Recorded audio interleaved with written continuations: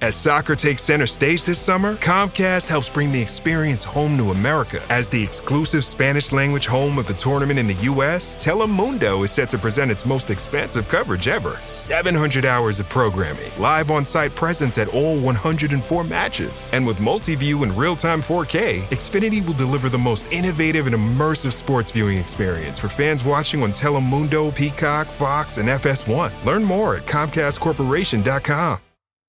The new LinkedIn Hiring Pro can't undo your last hire. The human postponer. They were the master of one phrase. I'll circle back on that. But 3 months later, you are the one doing all their work and wondering how big that circle is. But LinkedIn Hiring Pro can take the hiring load off your plate by automating the hiring busy work from the initial job post to scheduling interviews. Hire right the first time with LinkedIn Hiring Pro. Post a free job today at linkedin.com/quality. Live from New York. It's a show that almost made a friend today. KW's so I excited. almost made a friend. Why didn't you go over the threshold and make Too nervous. You didn't ask him for his Instagram? No, I don't know what to do. Ask him if he wants to get a cup of coffee.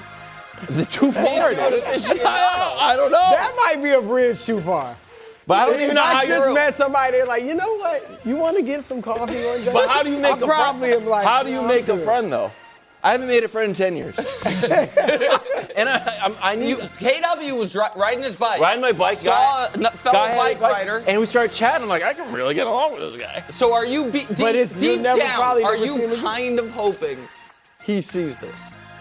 I mean, if you wanted to reach Did out. you tell him you were a TV star? No, we were just chatting. But But maybe doesn't he know knew. who you are. But maybe he knew. Maybe he was playing. He's like, oh, it. you know, there's a good trail up Maybe there. he's told all his friends today. Man, I almost became friends I almost with made a friend Kevin Kevin Wild. 3 years ago. Yeah. 3 years ago at a hockey tournament. You almost made a friend? Almost made a friend. But didn't. I still think about Hey, guys, great. Meanwhile, I'm out here with just the same high school buddies. Watching the Odyssey by myself. First hour, first things first. That's our preview to the World Cup final.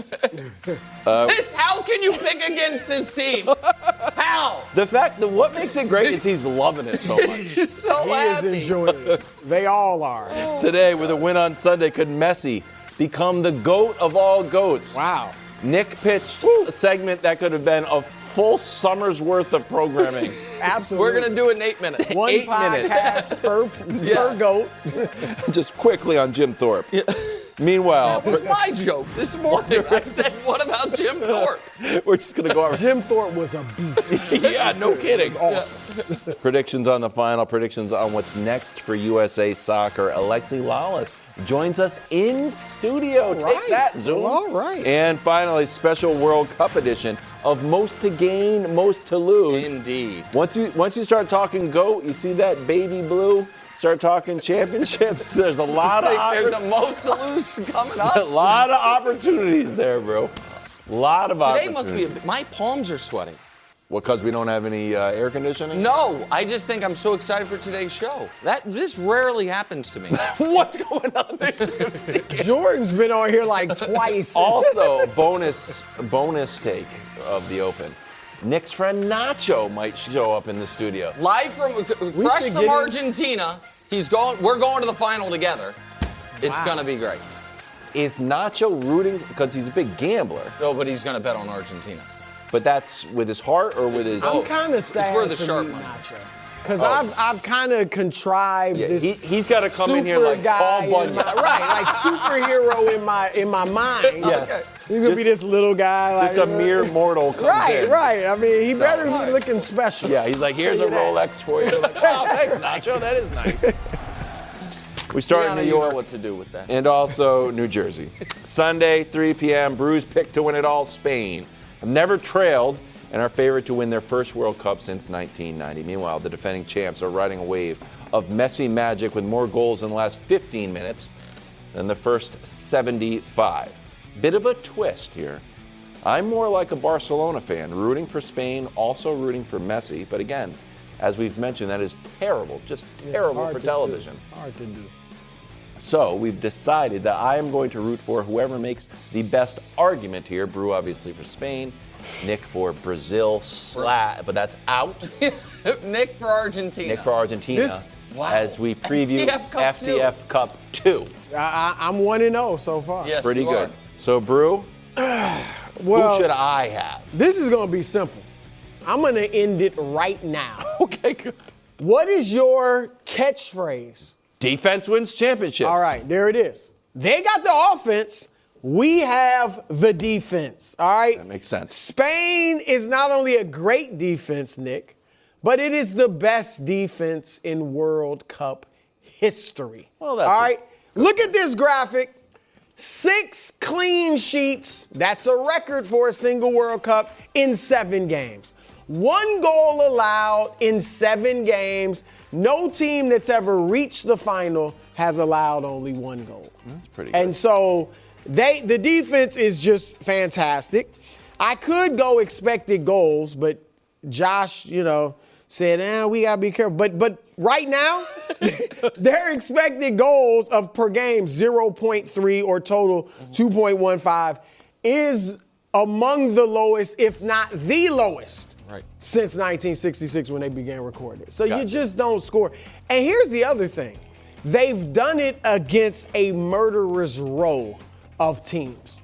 All right, 3 top 10 teams. That's who they've played in their last 3 games. So Belgium, number 9, they beat them 2-1. Portugal, 5th in the world, beat them 1-0. Obviously a clean sheet.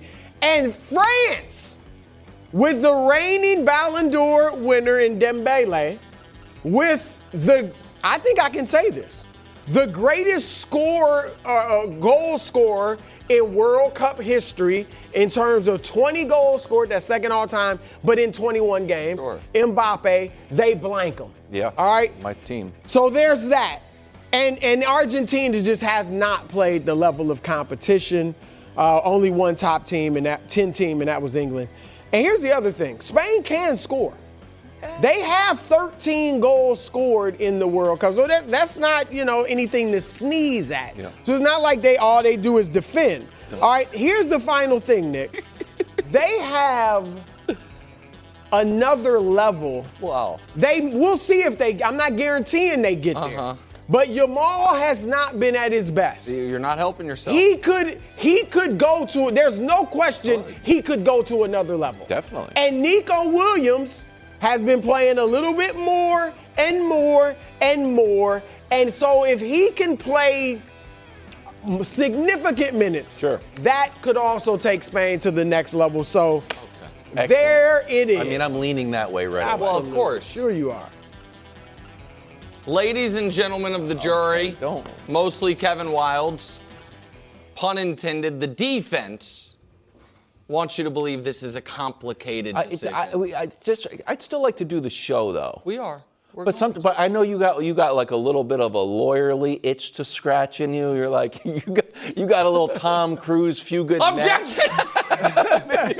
Irrelevant. It's like in another world, I'd be poker playing a lawyer. Okay. They want you, Kevin Wildes. Here he goes.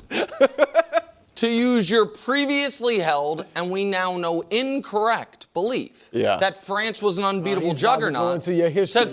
Excuse me, counsel. I allowed you without interruption. Excuse me. I allowed you. I sat quietly. All right, I'm done. He is leaning on your belief about France that we now know was sadly incorrect. That they were some unstoppable juggernaut to cloud your judgment. Judgment. He's also relying on you forgetting what you actually thought about Spain's victory over France. You didn't think Spain dominated France. You thought Spain had a little bit of dark arts, hijinks, unfair red card or penalty in the box that changed the entire tenor of that game. And more importantly, what we have in this game is one team's best player. The best thing we can say about him is maybe he'll be good this game, even though he's yet to be great at any point. While the other team's best player is literally the greatest player in the history of this tournament. And in about 10 minutes, we're going to discuss if he's the greatest player in the history of all sports. But that's what he looks like in this tournament. Furthermore, and I knew Brew was going to lean on one of your previous catchphrases, defense wins championships. Near and dear to my heart. And I understand this might taint the jury pool a bit, but I have to tell the audience. Kevin Wildes did not actually invent that phrase. But there is a phrase you did invent once upon a time that applies here. One team is scoring, the other one is boring. That is a Kevin Wildes authentic special.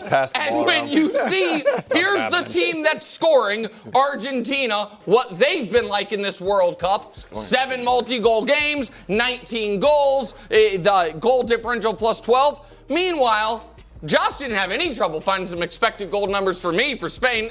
Boring. 13th in the World Cup in goals per game. It is a little 13th or 8th in expected goals per game. One team can win by shutting you out, by beating you wire to wire, or by having a furious comeback. The other team can win only by shutting you out. Additionally, I know, Kevin Wildes, something you love. Teams that don't lose. Yeah, I love that. Argentina in this tournament, in their last 13 games, how have they done? Never lost. 33 goals scored, 13 multi-goal games, and only 13 goals allowed. And last but not least, what I know you like, Kevin Wildes, is vibes. Oh, I love is body language, checking the old meter. Yeah, how much teams, what did we just learn about the Knicks? The power of friendship. Yeah, that's true too. That was. I'm not arguing the Spanish players don't care about each other. With the Avon corner? I'm just saying that's true. Great vibe throwing Messi in there. What I am saying is, we couldn't have a video like this from a teammate of Rodri or Yamal talking about them like we have from a teammate of Messi after the last game. Play the video, please. Me emociona, Leo tiene 39 años, tiene todo lo que un futbolista quiere y sigue peleando como el mejor. Así que a nosotros nos queda nada más dejarnos todo, correr por él, correr por toda la Argentina y bueno, la verdad estamos muy contentos. Your Honor, that's a lot. I rest my case. I mean, is that good? I mean, crying before I think the it's game? good. It was after the game. I think it's good. No, before it this was game pretty good. Coming up. Okay.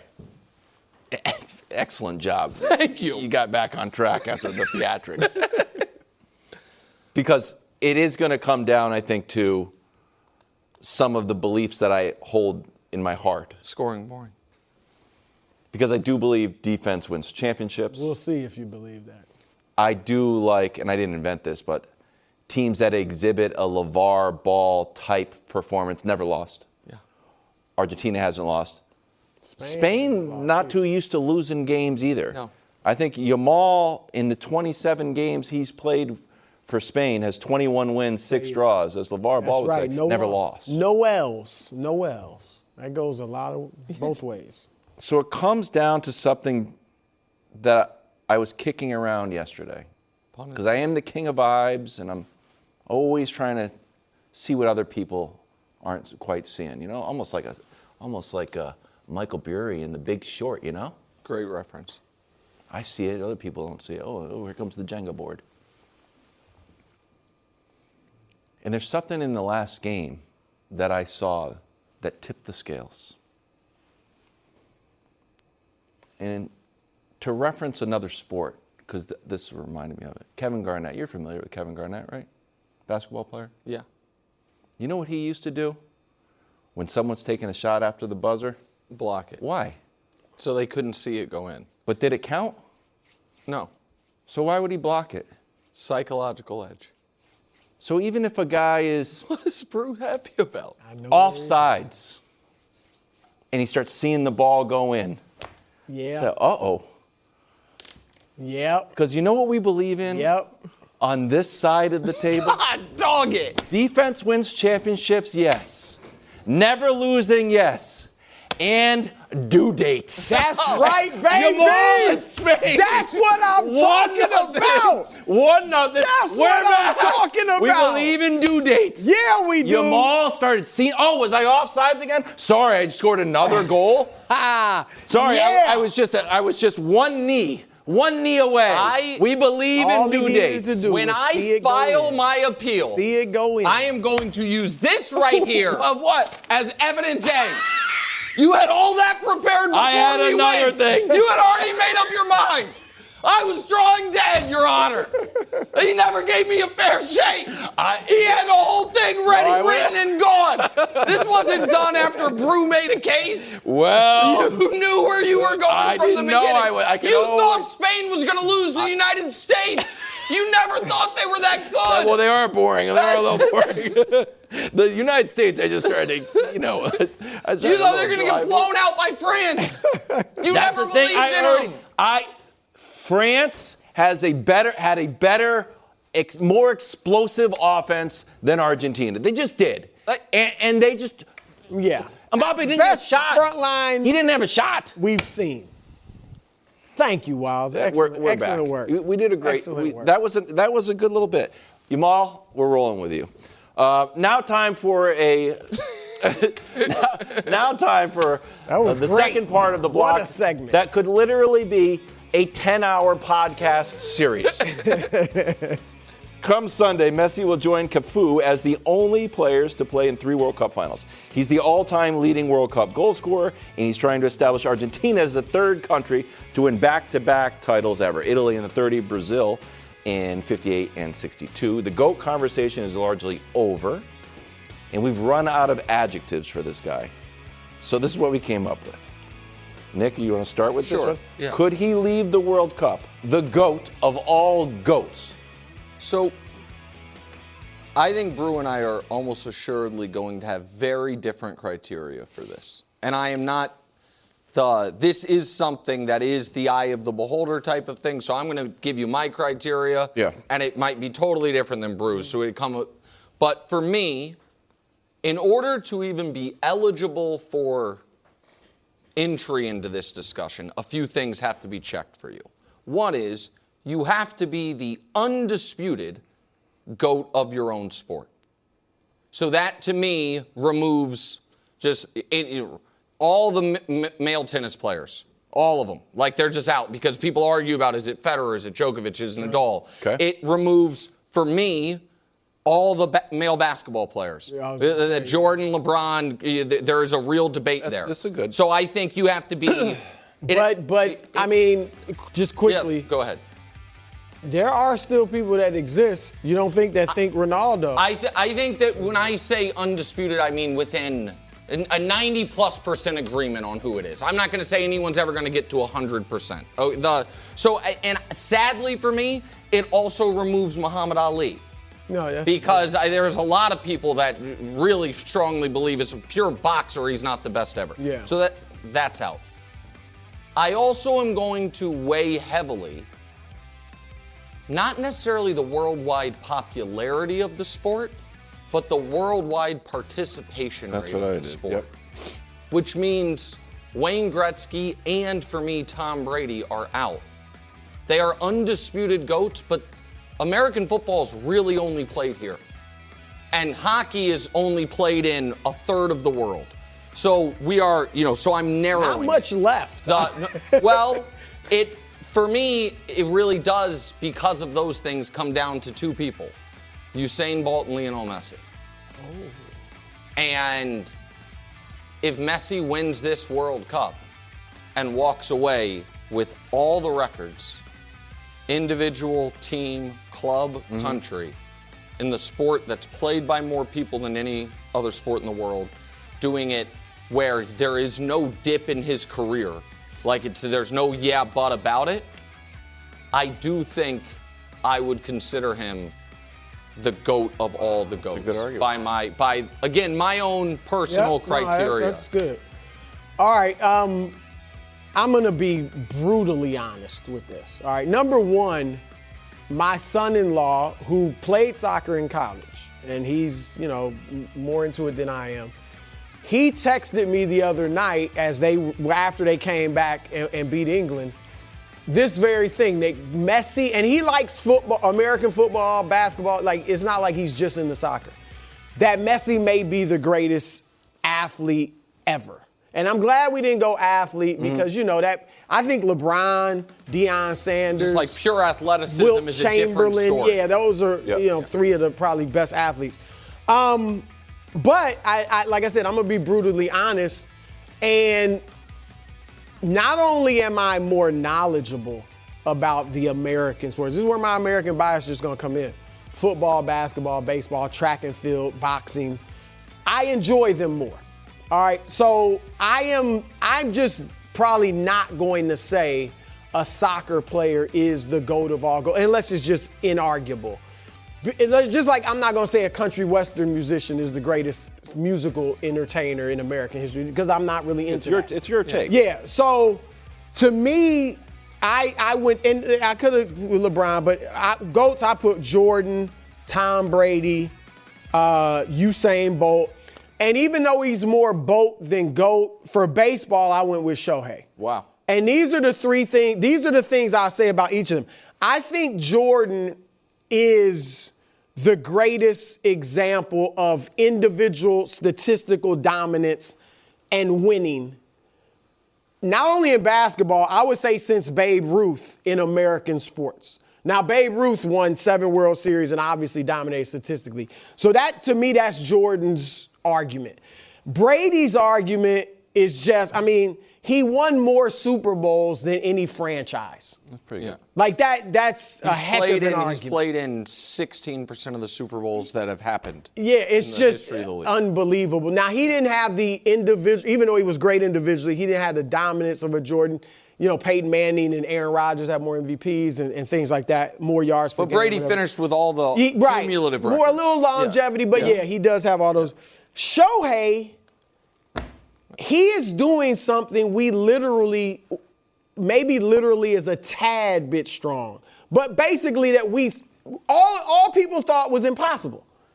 We didn't think, other than Babe Ruth doing it briefly and really not when he was the great hitter, that you could be an all-star caliber pitcher and an all-star MVP caliber hitter. Like, that's why it's hard to argue against him. He's got the greatest game in history, maybe the greatest game in any sport in history. And then Usain Bolt, Nick, when he broke the record for the 100-meter dash, 9.58. I'm sorry, 9.58. Yeah. He broke it by almost 2/10 of a second. Yeah. That is insane. And he's got the 3 fastest races. And he could have ran maybe 9.4 because he kind of, celebrated a little at the line. So those are just guys. I'll just be honest. I've obviously been following this. I don't know. I was dealing with Josh. We were trying to get the championships. And it's so, in soccer, obviously, they got different leagues. And there's so much. Different. It's hard to compare. But I just think those would be the guys. Yeah, I would not put him. The Bolt case, and then go KW, is nobody had ever won the 100 and 200 at back-to-back Olympics.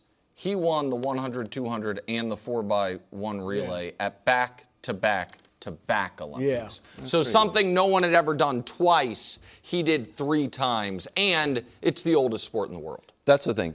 Like people running before sports existed, runners did. Yeah. People punching each other in the face would give that a run too. Yeah, well, I think running was before, but I don't know. Yeah, Cain and Abel. Running from guys. Running from. Third and fourth guy. At the same time, actually. Let's get it on right now. And one guy ran away. It's the simultaneous. The Usain Bolt case is super easy to make, right? It's got 3 of the top 5 100-meter dash records. At the same time, what makes it so easy, the case to make, also makes it a little bit like, it's running. It's good. But as far as like level of I don't want to start getting into a fight with all of track and field. So, but that I like that case. So I had him on my GOAT Mount Rushmore. I didn't eliminate Gretzky as quickly as you did. Yeah, I mean, listen, Gretzky's clearly, for me, it was just not enough of the world plays hockey, which I think is, but the stat, when you try to find like the most amazing stats, take away all of his goals and he still leads all of hockey. He would be this points leader if you take away all of his goals. Never scored one of the 800. Does it matter at all to you that he no longer is the goals leader?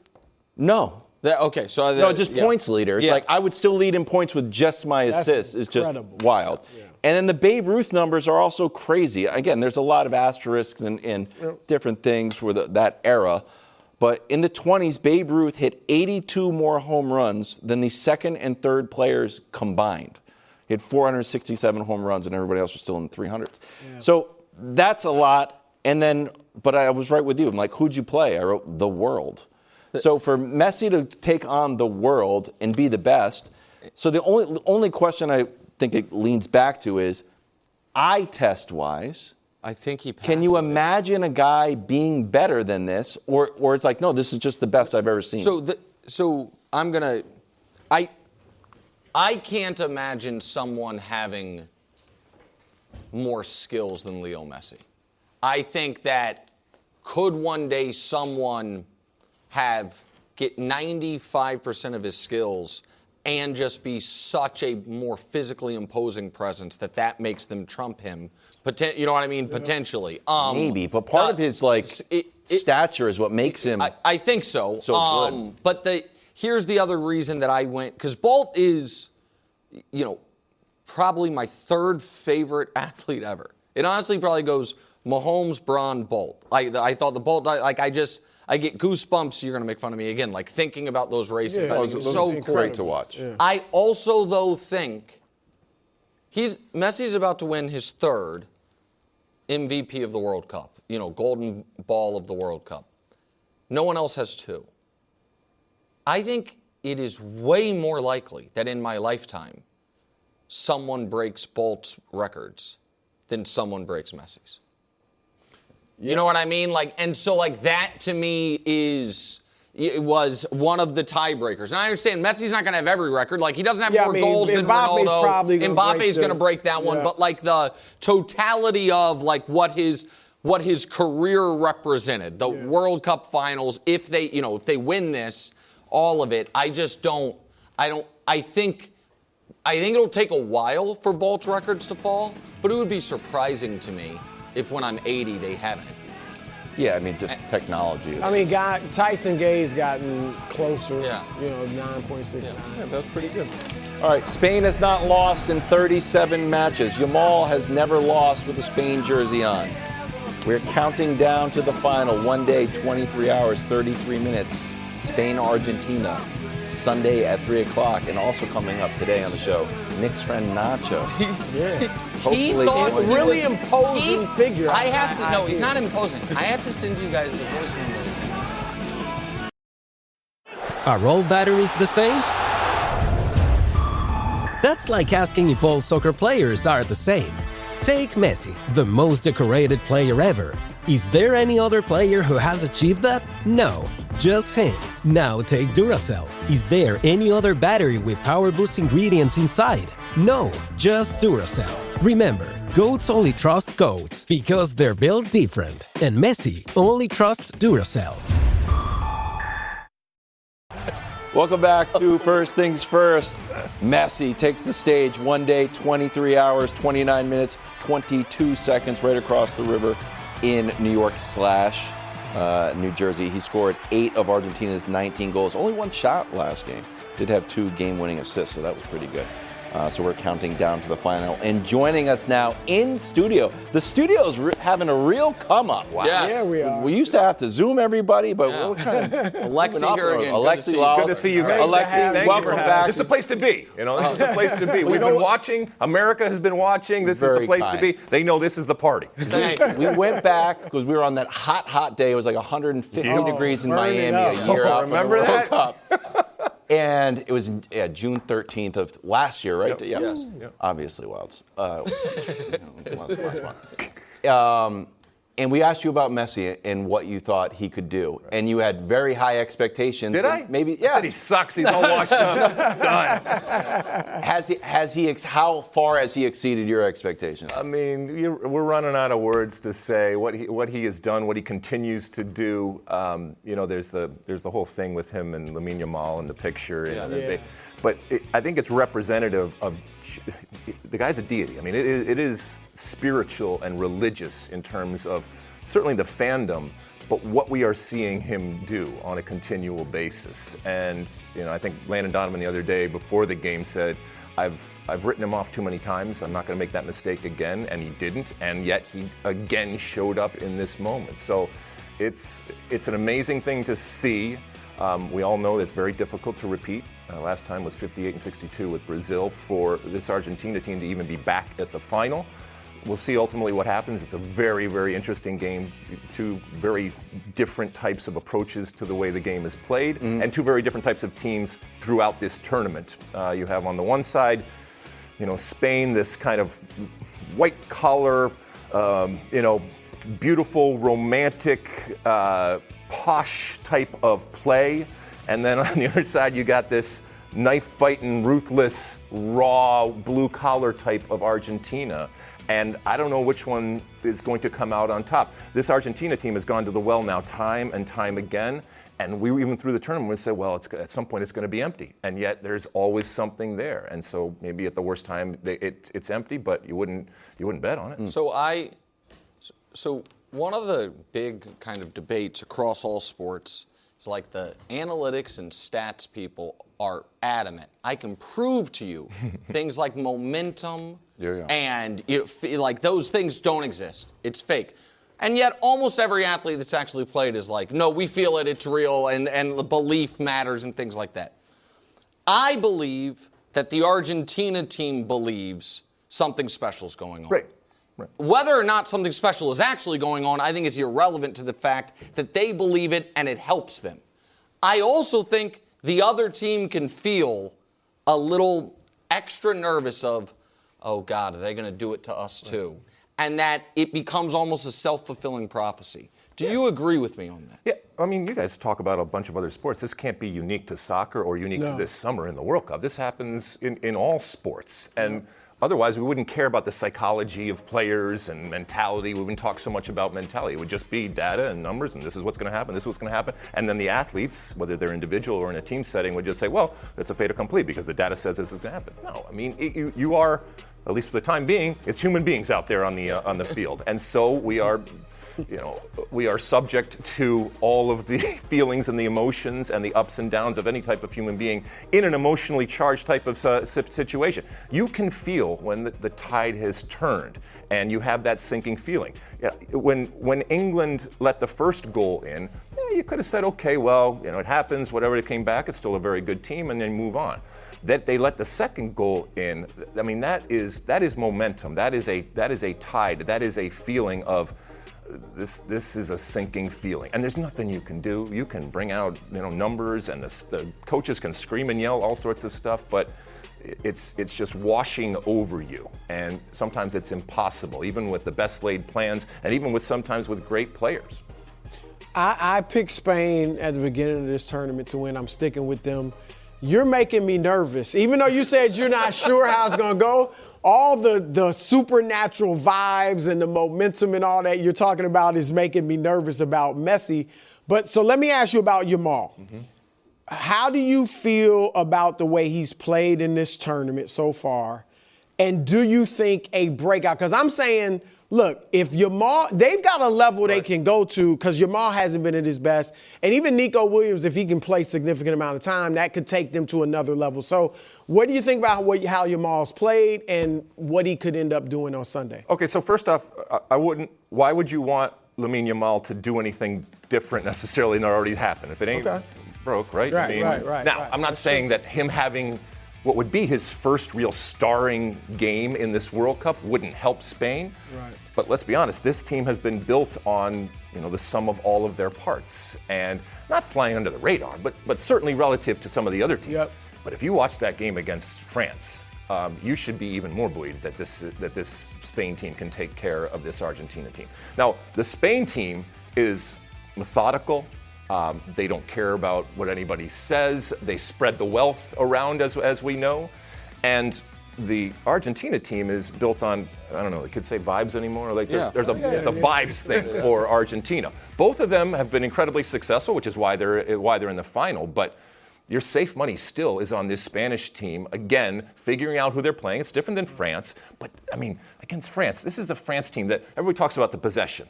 Possession, absolutely important.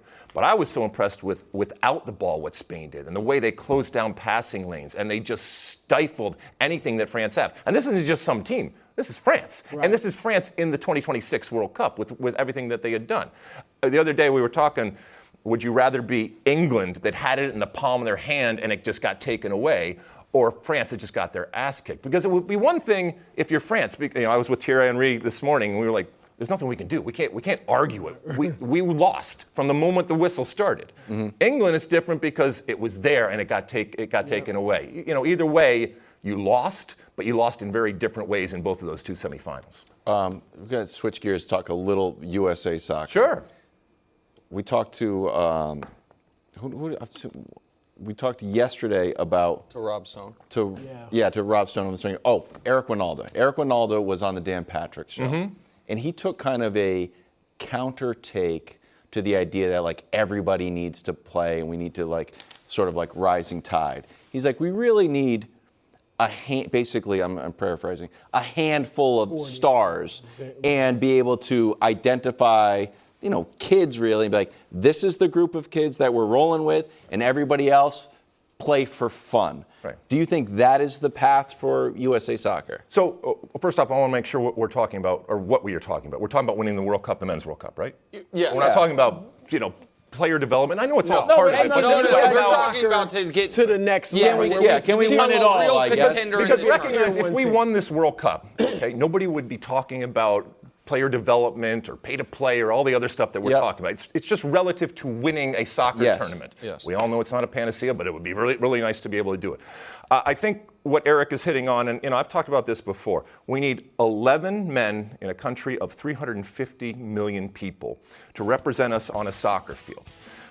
Our diversity as a country, I think it's important. I think it's what makes us unique. But it also means that if I ask 100 Americans what good soccer is, what beautiful soccer is, I'm going to get 100 different answers. That's just the way that we are. We all grow up differently relative to the coaching that we had, our ancestry, geography, you know, even where we play and weather and all that kind of stuff. So maybe to his point, having a particular way of this is what we are going to do, this is how we're going to play, and you have to not be accommodated by it. You have to adjust to how we're going to play. When you look at some of these other countries, they know this is who we are. This doesn't is mean Spanish it doesn't change. Football. This is how we play. Yep. All right, and you adjust to what has been established over the years. Now, they have different advantages when it comes to size, and obviously soccer is king in a lot of these different places. But you could argue, for example, would we have a better national team if we just concentrated on, I don't know, the New York metropolitan area or Southern California or something like that? Now, I'm not suggesting that we do that,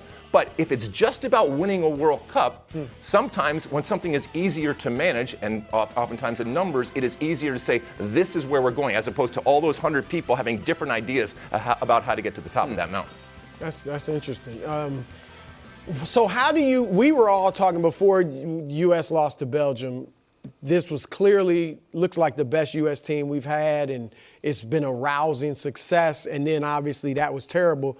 So how do you kind of characterize, how should American soccer feel about what we did in this tournament? Well, American soccer should feel incredibly proud about what this tournament has done for soccer in the United States. Americans should feel incredibly proud of what this World Cup has done. It's given us, you know, I think a greater appreciation and perspective on what I feel is the greatest country in the world, something that I think we needed internally, and we looked through the lens of other people that we're visiting. It's given other people that have visited, I think, a much more positive view of what American soccer is. When it comes to on the field and the actual team, I know it's so hard. We're fans, right? No more moral victories. So you lose to Belgium and you lose in that way. It was a failure. and it sucked, and it hurt, and you were angry, and you were sad, and you were all of those different emotions. In totality, it doesn't take away all the wonderful things that happened, but that's what's left the bad taste in your mouth, because that's the last thing. And let's be honest, if they find a way past Belgium, the narrative is completely different. Because now you're playing against Spain, whatever happens, happens. And the way that the players are looked at, the way this team is looked at in this tournament is just completely different. They had, when I say they, Mauricio Pochettino as the head coach and this team, they had one job in order to do things and get into that rarefied air. And that was in the round of 16. I was on your show early we talked before. about This is it, right? This is and it where was it's gonna also, be. and it wasn't, and also I think people would have felt a little differently if that game, if they had lost, would it have looked differently? I know you said there's no moral victories, but if that game was, again, with our starters, but they lost the way we lost to Turkey, where it's 2-2 late, a gut-wrenching goal. It would have But they completely capitulated. But it was, it was an ass-kicking and we had at the some worst possible moment, and they picked the worst possible time to play their worst possible game. But it doesn't matter. That's the way the tournament works. All right, quickly before you go, I have a question. Because early in the World, I've grown to really love Zlatan. The early in the World Cup, I wasn't such a huge fan because I thought he was mean to you. It grows on you. I thought he was. I was like, listen, Alexi's our guy. He's been on the show a bunch of times. He seems to be being mean to my guy Alexi. So I was like, I'm Team Alexi. Well, I appreciate you having my. But I also think your guys, those two guys. Thierry really just seems like an aristocrat, and he might actually be. I'm not sure. Yes. Do you have any anecdotal or story or a little behind the scenes something you can tell us about your 6 weeks with those guys? Yeah. So first off, let me start with Rebecca, who is, she's herding She's been cats. unbelievable. She's incredible in terms of refereeing all this craziness that's going on, not just in front of the camera, but behind the camera and everything like that. We are three very different individuals who have been given a job, and our job is to, through the course of this summer, provide what is hopefully an interesting and entertaining type of dynamic between this group, which is ultimately a family or a team or anything like that. And with any family or team, you have different dynamics. It changes from day to day. You grow. It's always been a work in progress. So we're very different today than we were when we first came on air. When it comes to Thierry Henry, I mean, he could read, a recipe or something like that, and it would sound important and monumental in terms of what he's talking about. And Zlatan, you never know what he's going to say. I can tell you this, both when we first started and throughout the tournament, they've both been wonderful. They've both been respectful. We agree and we disagree on things, both on air and off there. I think we all respect what each other brings and the different way in which each other bring. Zlatan loves to make fun of me about everything from the way I pronounce things or my boots. He loves to make fun of these boots here. Okay, so it's anything. You know what? What? I actually agree with him on that. On the boots. I'd been on Team Alexi, but I'd probably do the same thing on the boots. Nick has got Argentina. Brew and I are going with Spain. Okay. Are you ready to make a prediction? Yeah, I mean, after that Spain game, I think it's got to be Spain. I like it, right? I like of course, it. The well-run definitely for like 85 drive minutes for Argentina and then Messi. Then Argentina's all of a sudden you're going to see Messi drop to his knees and crying and then throwing him in the air and you'll be like, yeah, I've seen that coming. Thank you, Alexi. Thank you guys for everything you've great done. job. It's been wonderful. Excellent. Thank you. 1 day, 23 hours, 15 minutes. Evenly matched history. 15th meeting between Spain and Argentina. So far, 6 wins, 2 draws, 6 losses. The goals, however, Brew, 19-18 in favor of Spain. You got it. There it is. There it is. This episode is brought to you by Accenture. When your advertising operations fall out of sync, everything else follows. Spotify and Accenture are working together to reinvent the rhythm of ad sales, using automation, analytics, and smarter workflows to simplify campaign delivery and access better data across the business. The result? Less time spent on operations, more time connecting brands with the moments and fandoms that matter most. Learn more at Accenture.com/Spotify. 2 games this weekend. Finals on Sunday, 3rd place game on Saturday at 5, England, France. Messi currently in the lead for the Golden Boot race because he has more assists, but Mbappe could surge ahead, and if it gets wild, maybe Jude or Harry jump up and take the lead. Nick, are you okay with the 3rd place game counting towards the Golden Boot? Just leave that there just for a second if you can, because it is the 3rd tiebreaker is fewest minutes. So what that means for Mbappe is if you guys are right that Argentina's not going to score, if Mbappe just gets one assist, he's going to win. Yep. Because he'll play few, you know what I mean? He's going to play fewer minutes than Messi. And that is interesting. So just for if people are betting on it or anything, no, I'm not okay with it. And I have been very hesitant to make any changes to any World Cup stuff because I feel like interlopers a bit. But except for the Balogun thing. What do you? Well, that was. that was quite a change. That was me putting my patriotic duty ahead of things.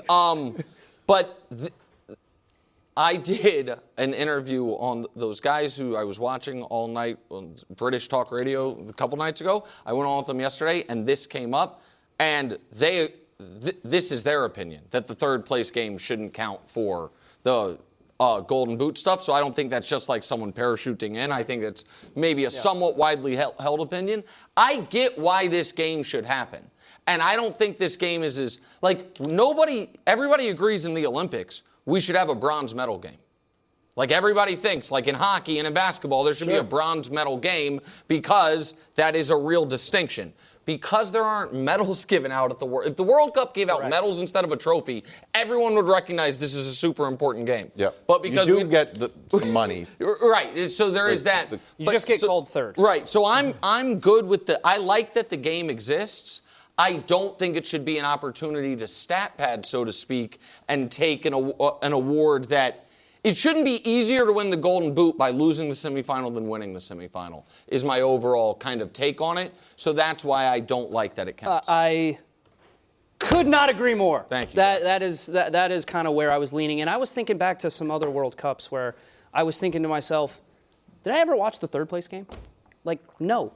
It feels, and maybe it's important for some players, but I think the general tenor amongst most guys in the locker room would just be, we're really dejected. Like, we're pretty much devastated that we are not playing in the final right now. And now we have to go and we have to play in this feels like an exhibition type of game where there's not really much on the line except pride, and maybe for some players on the periphery of the roster, a chance for the coach to rotate and get them some minutes and get them into a World Cup game. But when you look at this race specifically and you think Messi could score a goal against the best backline in the history of the World Cup potentially, and Mbappe could score 2 goals or 3 goals in a third place game, and Messi would lose the Golden Boot to that, it does not compute for me. And I don't think that all games are created equal in the World Cup, especially the third place game doesn't mean anything. It just doesn't. And so this is the first time I'm thinking about it like this, with this frame, but it doesn't sit right with me. Well, they used to, in the NCAA basketball tournament, March Madness, they used to have the consolation game, and they canceled, I don't remember when, maybe in the late 70s, sometimes 70s, 80s, whatever. They canceled it because it was just two teams that weren't really interested in playing. However, since it is being played, I disagree with both of you. Like, it's got to count because that's why you have the golden ball. Like, Messi's going to win the golden ball, win or lose. We all believe in the championship game. The golden ball is the best player, and that brings in more context, right? So the golden boot is strictly who scored the most goals, who had the most points. And so if you have to play, it also, I don't want, like Mbappe, I still would love to see win the golden ball. I don't want him to go out there and play selfishly and, you know what I mean, just trying to score all the time. But if they're making us play the game, it can maybe motivate. It could motivate the offense. It could motivate the defense. Like, we don't want him to get it. So, I look, if you have to play it, who scored the most goals in the tournament? That's what it's about.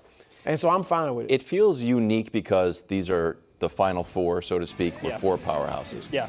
If Holland was in there, correct. Erling Haaland, not Holland, and it's like, wow, Norway can finish 3rd. Well, that's what happened with Croatia. That's what happened with Morocco. That's what happened with South Korea made it. One note, Just Fontaine scored 4 times for France in the 1958 third place game. That's how he's got 13. That's why he's out there cooking. Let's review the video. See how hard the defense was trying. Special edition of Most to Gain after the break, and we're counting down to the final 3 p.m. on Sunday from New York. That's incredible.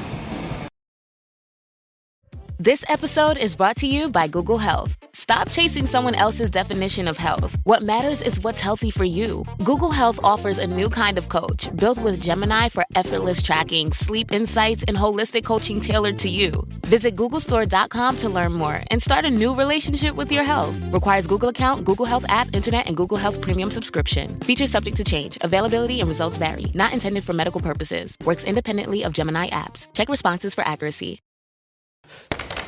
Live from New York. Second hour of First Things First. We're countdown. We're talking memes. Yeah, we are. Friday talking memes. For the World Cup final. And we're talking memes. Can't wait. The messy. Okay. Maybe it replaces that, because right now in the my meme universe, my meme usage, it's mostly the Cam Newton meme.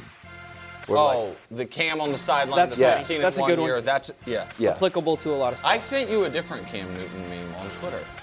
Oh, first of all, don't ever use a Patriots meme against me. That's why I did it. That's why I did it. Second hour.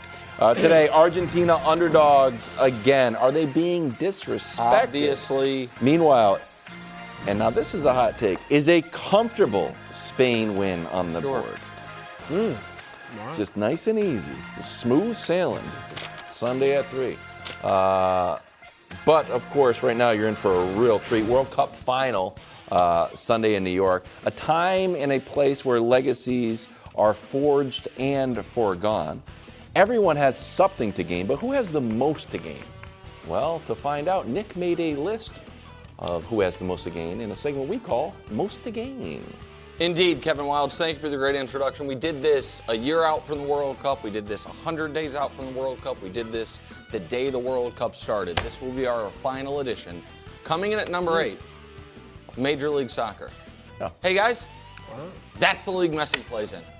And I understand a lot of folks, around America, especially if they were lucky enough to be in one of the cities Argentina played in, they probably, checked out. They're like, hey, maybe we'll go see Messi play. And they saw the prices and they were like, maybe I won't. You have a great opportunity, whether you're watching it on Apple TV with Dax or going to one of the games. I do think, and Messi's not the only star of this World Cup in Major League Soccer, but he's obviously the star. So Major League Soccer, I think, is already one of the winners. Number 7, Cape Verde. Here's the deal. Now, I understand we did spend a little bit of the last segment talking about the unimportance of the third place game, which is Saturday on Fox and everyone should watch.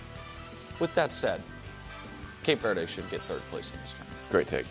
Wow. If England and France are like, we don't want it, call up Bazinha. I think he's in the U.S. right now. He was at Fanatics Fest. He's doing a media tour. Yeah, doing a media tour. They were 90 minutes tied with Spain, 90 minutes tied with Argentina. I think they deserve third place. They're a huge winner. Also, I know I'm not the only person that Google mapped Cape Verde and was like, all right, so how do you fly to get there? Yeah, guess what? Beautiful. Exactly. They're going to see a big boost in tourism. Number 6, Mbappe. He can win the Golden Boot this weekend. Would be the first guy ever with 2 of them. I don't, history, Messi has 2 golden balls. One of those tournaments, he lost the final. I don't think history necessarily is going to pay. I don't think you pay a harsh penalty. It's like, yeah, you won 2 golden boots. You didn't win in either of those years because he already has won the tournament. Right. I think a lot of people just assume, he got one of them the year he won the tournament. It's not accurate, but he can win the golden boot, and he also can leave this tournament still the all-time leader in World Cup goals. Good point. If he has a 2-goal game and Messi doesn't score, then Messi's going to retire and Mbappe's going to be number 1. He's number 6. Number 5, Thomas Tuchel. Because Argentina might do the exact same thing to Spain, and then people won't blame Tuchel as much. That's a great take. If Spain doesn't, there is a scenario where Spain goes up 1-0, and they're like, we're not going to pull a Tuchel, we're not parking the bus, and Argentina beats them anyway. Or even if they try it and they do something similar, if Argentina wins this World Cup via furious final 10-minute comeback, I think it takes a lot of the heat off him. Oh, yeah. And I think it's like, all right, they were inevitable. And it puts more heat on the fire if Spain scores a second and a third. Sure, absolutely. No, that is true. Yeah, that if Spain is able to pour it on, but we all know that can't happen. Number 4, the managers, Scaloni and De La Fuente. I want to talk about De La Fuente first. Listen, he helped Spain win their first Euros in 12 years in 2024. He's attempting to help them win their first World Cup in 16 years right now. He has kind of helped Spain potentially go to the top of European soccer. I know a lot of people think it's France, but they win the World Cup after beating France, after France hasn't won the Euros, and it's under his stewardship. Scaloni is playing in a totally different ballgame. So Scaloni led Argentina after being a very controversial hire to their first trophy in 28 years, then their first World Cup in 36 years. He already has Argentina on this list. 3 straight major trophies. It's just them and Spain, their golden generation. But that Spanish team, Brew, had 2 different managers. It was a manager in 08 and a different manager for the last 2. He's the only manager ever to win 3 straight major tournaments. And if they win on Sunday, the only manager, nobody's ever won 3. 4. He will have won 4 straight, including back-to-back World Cups. It's unbelievable. Number 3, Rodri. Dax had this graphic yesterday. I think it warrants bringing back. To join this list of 10 guys who I think that if you're a very casual soccer fan and you know 10 players, 6 of them are guys on this list. You know what? You already knew Messi. You probably like, there's a guy named Beckenbauer. I don't even know what position he played, but I remember the name. Obviously, Zinedine Zidane, Ronaldinho, Kaká. To join that list is just remarkable. He's he's a game away from joining it. The only defensive midfielder who would join that. Oh, yeah, great point. Number 2, Lamine Yamal. Get ready to see that picture for the rest of your life, kids. Love it. If they win it.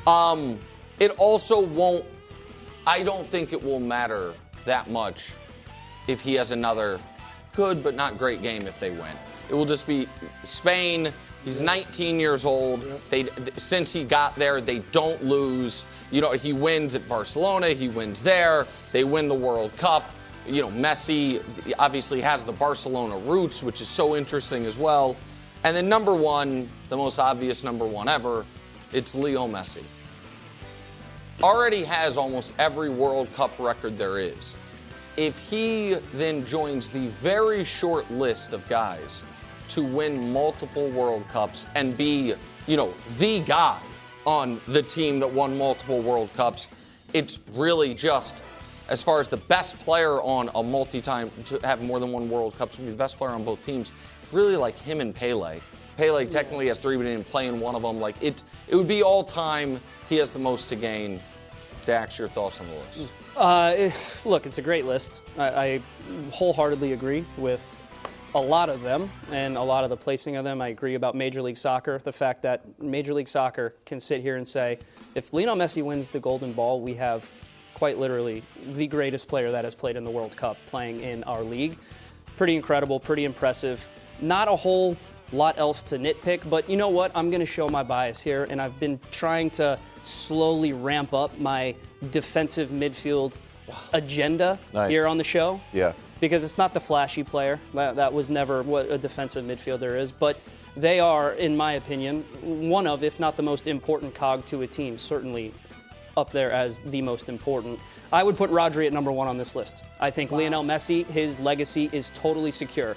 The way my eyes see it is Argentina's playing with house money, and Lionel Messi winning another World Cup will just be the cherry on top of what is the most glittering, sparkling football career of all time. You guys had the debate a little bit earlier about the GOAT of GOATs. I'm biased again. I think he's already on top of that list. Maybe that would sway some more casual soccer fans to be like, all right, well, this guy's won 47 trophies, more than any player in the history of the game. Soccer is the global game, universally known worldwide. Oh, by the way, he's got 2 World Cups back-to-back where he's been the best player in the world at age 39. Yeah, that's pretty dang good. Anyways, I think that Lamine Yamal is going to have, at minimum, if he stays healthy, another 4 or 5 World Cups in him, where I do believe he will have more of an effect in terms of his goal contributions on the team. Winning the World Cup at this age right now would be incredibly impressive, but it won't be talked about as his World Cup.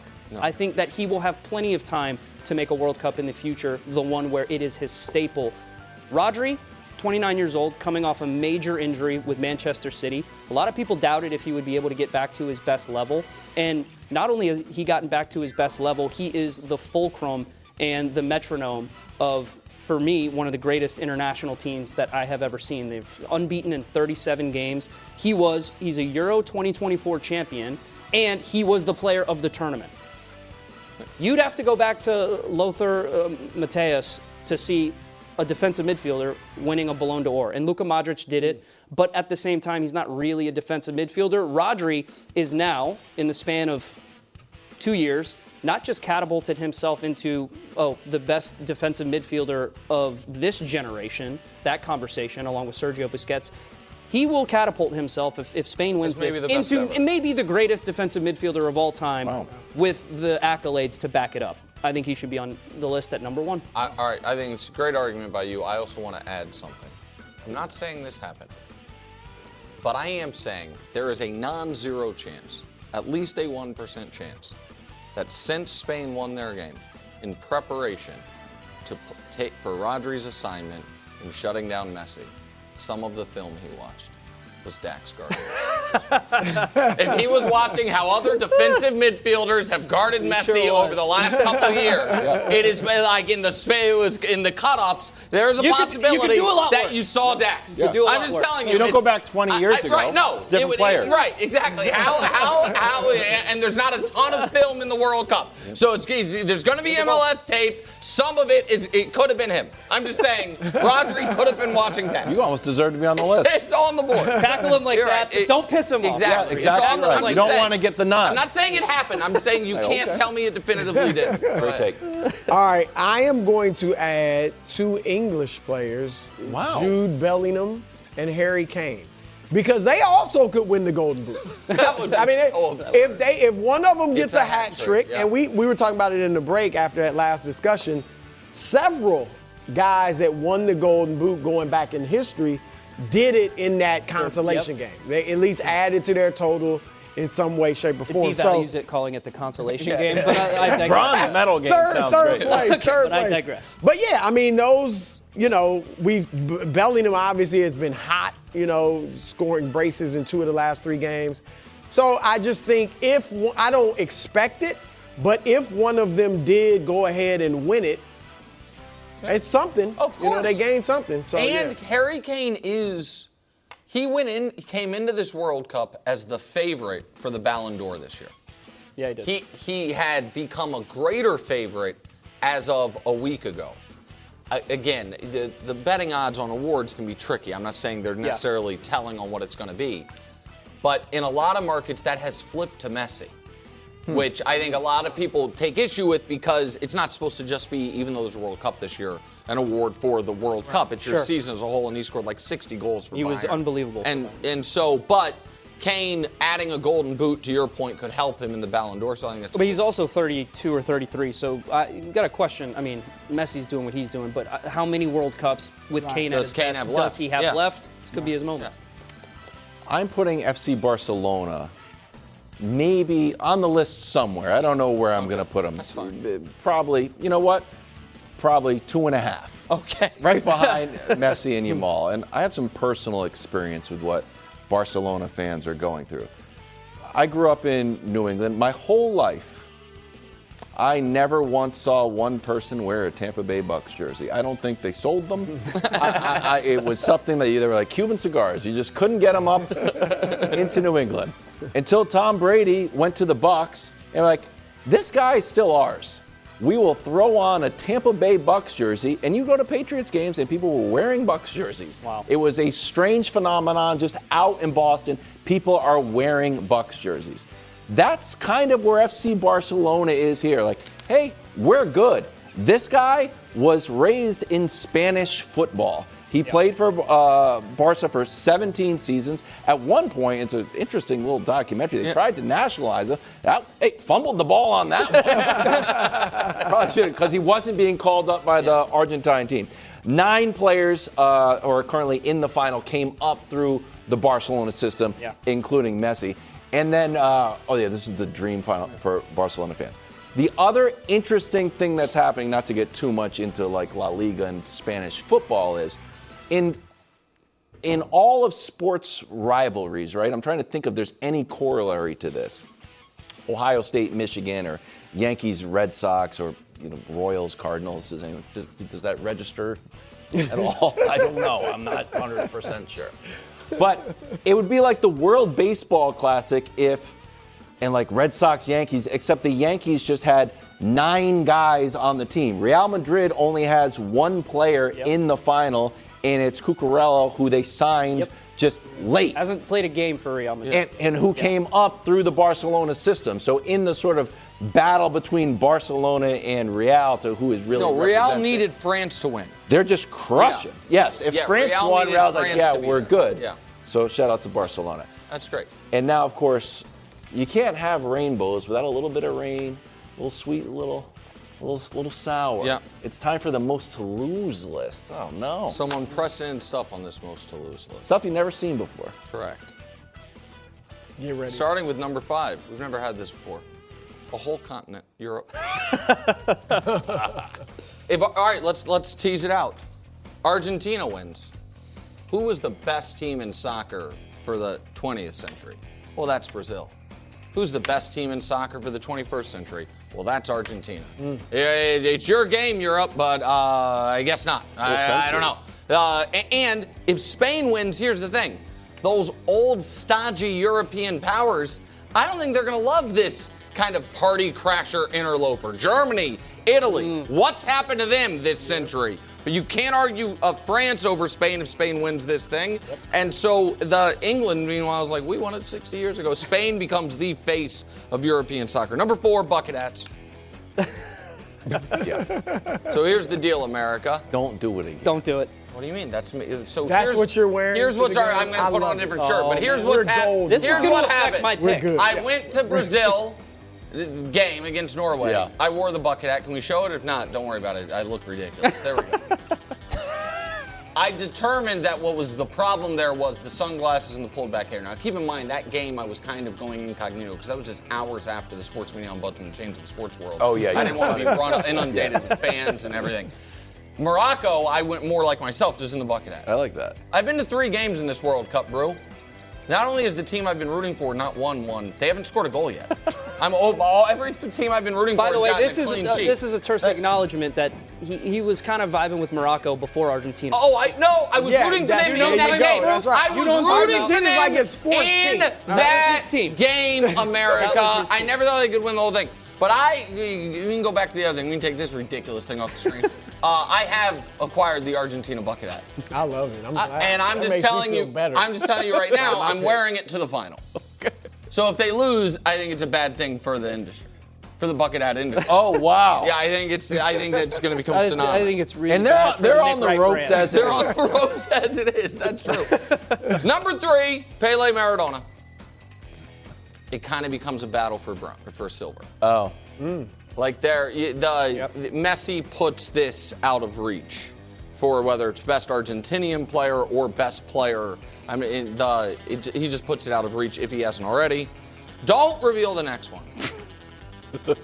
Dax, you don't know this, but it's very odd.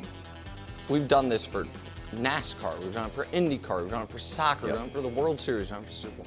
Somehow Michael Jordan very often shows up in the 2-hole of the most to lose rate. Not always. Not always, but very often. Sometimes we did just happen to discuss the GOAT of GOATs. I heard that. And how Messi can become the GOAT of all the GOATs. Which means that's really bad news for LeBron James. He's number 2 on the most. I was like, oh, Nick's gonna make him. Nick's gonna slip up here. And then number 1, it's undeniable. He's already lost a lot this tournament. But if Messi wins, it ain't gonna be great for him and his somewhat, not Ramsey, but everyone else, a little annoying fan base, Cristiano Ronaldo, CR7. I'm not saying he stayed at the party too long. I'm not a big believer in that. I am saying, had he not participated in this World Cup, I don't think this World Cup would be as much of a referendum on how he looks at the end versus how Messi looks at the end. He is older than Messi. I understand they were different players. I get all that. He's, in my opinion, clearly one of the 5 greatest players ever, even though he doesn't have a World Cup. But this is like the heated rivalry of all rivalries amongst fan bases. And if Messi and the Argentinian fans get another one, it ain't great. He should be wearing his Real Madrid jersey. Yeah. Oh, that's another Real Madrid piece of it. That is the most to lose. Excellent. From the World Cup final. Very good. Excellent. Well done. All right, we are counting down to the final at 3 o'clock and the bronze medal game Saturday as well. They're both games. That's what they just got to rebrand it. Excellent. Bronze medal game. 1 day, Wilds. 1 day, 22 hours, 38 minutes. Only 40 minutes left in the show. We still do not have eyes on Nick's friend Nacho. He just texted. On the board. He just texted. It is on the board. Nacho does not exist. It's got to be on the board. I'm picturing him looking like Lou Ferrigno. No, he's not. He's a gambler. He's not a I'm just bodybuilder. this stud. Like, No, not at all. This summer, soccer is here, and so are the watch parties. And Uber Eats has your game day essentials covered. Everything you need to keep your crowd happy, delivered straight to your door. Get wings, pizza, chips, dips, fresh ingredients, and more. Keep the soccer going and all your game day essentials flowing. Order in so you can lock in for the games. Only on Uber Eats for a limited time. Since FIFA rankings came out, this is the first battle of the number 1 and number 2 ranked teams in the final. 1 day, 22 hours, 34 minutes. And keep in mind, we were supposed to get this game in March because the Euro champion plays the Copa champion in Finalissimo. But because of the war in Iran, they canceled it. So we were supposed to, these two teams were supposed to play each other in a lead up to the World Cup as the defending champions of the 2 major continents. It didn't happen. Now we're getting it anyway. Spain has yet to trail in this World Cup. They've conceded only 1 goal the entire tournament. Argentina are the defending champs and seem rattle-proof. Dax, which team is more likely to win comfortably? Spain. Without any question. Comfortably, it's Spain. And it's because of the way they play. It's because of the cultural dominance that they have engineered with their technical ability and what you saw exactly against the French national team. We talked about it, Danny and I, on the OT right after the game ended. It was the dichotomy between what England did and between what Spain did when they went up against France. That is DNA. That is every single player on the Spanish national team knowing that it doesn't matter what moment of the game you're in, we do not change how we play for anyone. And there are little adjustments tactically that you saw Spain make against France where at times their counter-pressing and their high pressing wasn't extremely high up the field. There's no reason to go do that if you don't want to unnecessarily open yourself up. But one thing you did see is Spain, when France was pressing them, trying to get back in the game, playing out of pressure with relative ease. I think Argentina, if Spain goes up a goal, will make that a little bit more chaotic. I think they will make it a little bit tougher, but I don't think Spain is going to change for anyone. And I think if you see Argentina score the first goal in this tournament, I think you're going to see potentially a 1-0 win for Argentina, or Spain maybe nick one at the end of the game to get it to extra time because of Spain's attack haven't been enamored with how dynamic and dangerous it has been at times, but because they haven't trailed, they've looked dominant. Spain scores first. Well, hey, let's hang on to your butts. I think we get chaos. I think we get Argentina doing exactly what we know they will do, throwing everything forward and just seeing how Spain navigates that. If they're able to get that second goal, control the game, control possession. So I think if Spain's more likely to win comfortably, but I'm not picking Spain just yet. Yeah. Well, I'm with you on Spain being the team to win more likely to win comfortably. I don't think Argentina is comfortable winning comfortably. Exactly right. I mean, they haven't done it for the most part in this tournament. And I don't think Argentina is going to score a ton of goals. That defense has been spectacular. They could win, obviously they could win, but and 2-0 I guess would be comfortably, but it's hard to see them scoring more than 2 goals against this Spanish team. And I think Spain is, Argentina's defense isn't the best. And even though we've been raving about Spain's defense, they can score. You know, they got 13 goals in this tournament. Obviously, Yamal and those Oyarzabal and all these guys. If Nico Williams, I've been saying if he can play more. So they're dangerous too. So I think if anybody's going to win comfortably, it's going to be Spain. I can't believe you guys are saying these things because, and this is even though you're picking Spain Wilds and you betrayed me, even though my great opening argument. That was good. I have a closing argument. It wasn't that good. This is so obviously true, what I'm about to say. There is no moment of this game Spain will be comfortable. So they can't win comfortably. You think Spain's going to be comfortable in the 78th minute up 1-0? You think they'd even be comfortable in the 70th minute up 2-0? Not against this team. There is no game scenario where Spain will feel comfortable. And there is no game scenario. Question. What do you mean? More likely to win comfortably. And I'm saying Spain will be uncomfortable the entire game. That's what I'm saying. And I think you guys are Wouldn't you would do the same thing Argentina too, right? I think that they haven't been comfortable in any of these Argentina isn't comfortable against Cape Verde. Right. They're not comfortable against Egypt. They've been comfortable in So I think they were I think they were uncomfortable against Egypt. I don't think they were uncomfortable in their other games. I think that just like we watching the England game felt like Argentina's gonna score at some point in this final half hour. I don't think think they were uncomfortable against Switzerland. Even after the red card. Again, matter of difference of opinion. I can't prove I'm right. I also think it is stunning to me how few people are giving Argentina a chance to score early and put Spain on its back foot. Listen, Spain has been the best defense. There is no denying it. I understand that. They also, allowed a first half goal to Belgium. It was either late first half or early second half. I think it was they weren't trailing, but they allowed a goal. And Argentina is, to me, I know we say France is the best offense, but they weren't. I don't think they have a better offense than Argentina. They're different. I think this is the best offense they will have faced. And I think that Argentina, if you believe in due dates, as you've said, they are, I guess, a little due to have an early goal in a game. I guess they did against Switzerland. And if that happens in a World Cup final, is Spain able to hold its water on, nope, we're just going to play the way we always play, and we're going to find our way into a goal? And how much of Spain's defensive dominance has been almost a self-fulfilling prophecy, which is because they've never trailed, they've never had to open up and chase a game. And if they do actually trail, does the defense seem a little more penetrable for Argentina at a second goal? And so my real answer is probably both. I think we all expect this to be a very close, hard-fought game. Yep.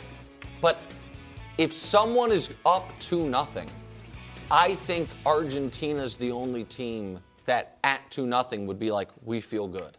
I think Spain at 2-0 would be like, we're doing great, boys, but be ready for it to be 2-1 because that's really just been what Argentina's done to everybody. And there's definitely something to the Argentina mystique about what they are doing at the end of games. But the great thing about having a DNA and a way of playing where every single player feels comfortable in that system is that you mitigate the violent swings of highs and lows. And so Spain hasn't conceded yet first in this tournament. They're not going to, even if they do, they won't change how they go about their business. They are going to play exactly the same way. And if that Argentina lead lasts well into the second half, well, yeah, they're going to change something. They're going to put on more attacking players. They're going to be more aggressive, of course. But their swings of what they need to accomplish in those moments, they're not as stark as an Argentina. This is not necessarily directly related to this question, but I want to ask it because we haven't discussed it at all. So Spain has the one extra day of rest, which over the last handful of World Cups for the men's, women's, and under 21, 13 of the 14 teams that have the one extra day won it. So it has mattered, but again, it's small sample. The other thing but what I keep hearing is Spain should be fresher because 6 of their 7 games have been indoors, have been in climate-controlled environments in this tournament. It's just what they drew. And Argentina's been playing outdoors. I buy that maybe a little more fit because of that. But it's going to be hot on Sunday. There's smoke in New York City because of the wildfires in Canada. How much of Argentina, having played more in the elements, but they're more worn down, but they also might be more used to what is going to be Sunday's game. Does that factor in for you, how they're going to look at the end of this game at all? If I was looking at it from a player's perspective, it would affect me 0.0%. Okay. I don't think it's going to have any effect at all. You're playing in a World Cup final. You could be playing the game on the moon. I think these players will be able to find energy. Ball would hang. Yeah, gravity-wise. 6 fouls in the first 10 minutes of Argentina-England. That's the other thing. Are we Argentina's going to be daring them to yellow card. You remember what Lamine Yamal said? We don't have to. Oh, it was Mbappe. We don't have to play in tuxedos. Yeah. I think Spain feels the same way. Yeah, that's good. Yeah, they do. That's what makes you Dax an OT candidate. There you go. One day, 22 hours, the final 3 o'clock from New York. Pace Checkout is offered by your banks and credit unions. So when you shop online at participating merchants, your cards appear in one place, ready to use and kept up to date. And the best part, your actual card number isn't shared when you check out, because boundaries are healthy, like no work emails after 6. One small step for boundaries, one big leap for checkout. Pace. It checks out. Activation required. See Pace.com to learn more. Terms and conditions apply. One day in 22 hours, Spain starting 2 teenagers, Yamal and Kubarsi. Only 4 teenagers have ever won the World Cup before. Mbappe and Pele among the 4. Spain could have 2 on Sunday. Pretty amazing. That actually is a check against them, I think. Why? Because it's so rare, and they're going to have 2. The whole World Cup history, there's been 4. All of a sudden, there's going to be 6. No chance. They're out here. There's no chance. I'll tell you what. Barcelona's out here producing soccer. Well, phenoms. I agree. Including the greatest player ever who plays on the other team. Argentina has not lost. They have not drawn. Perfect group stage and knockout stage. Looking to be the first country to win every game since Nick's favorite team, Brazil, won 7 straight in 2002. Reason to believe? Not so much, according to our friends in Las Vegas. Nacho among them. No, he does believe. You guys are talking about him a little too much. Just because you guys are so shocked I have a friend. That's really what this comes down to.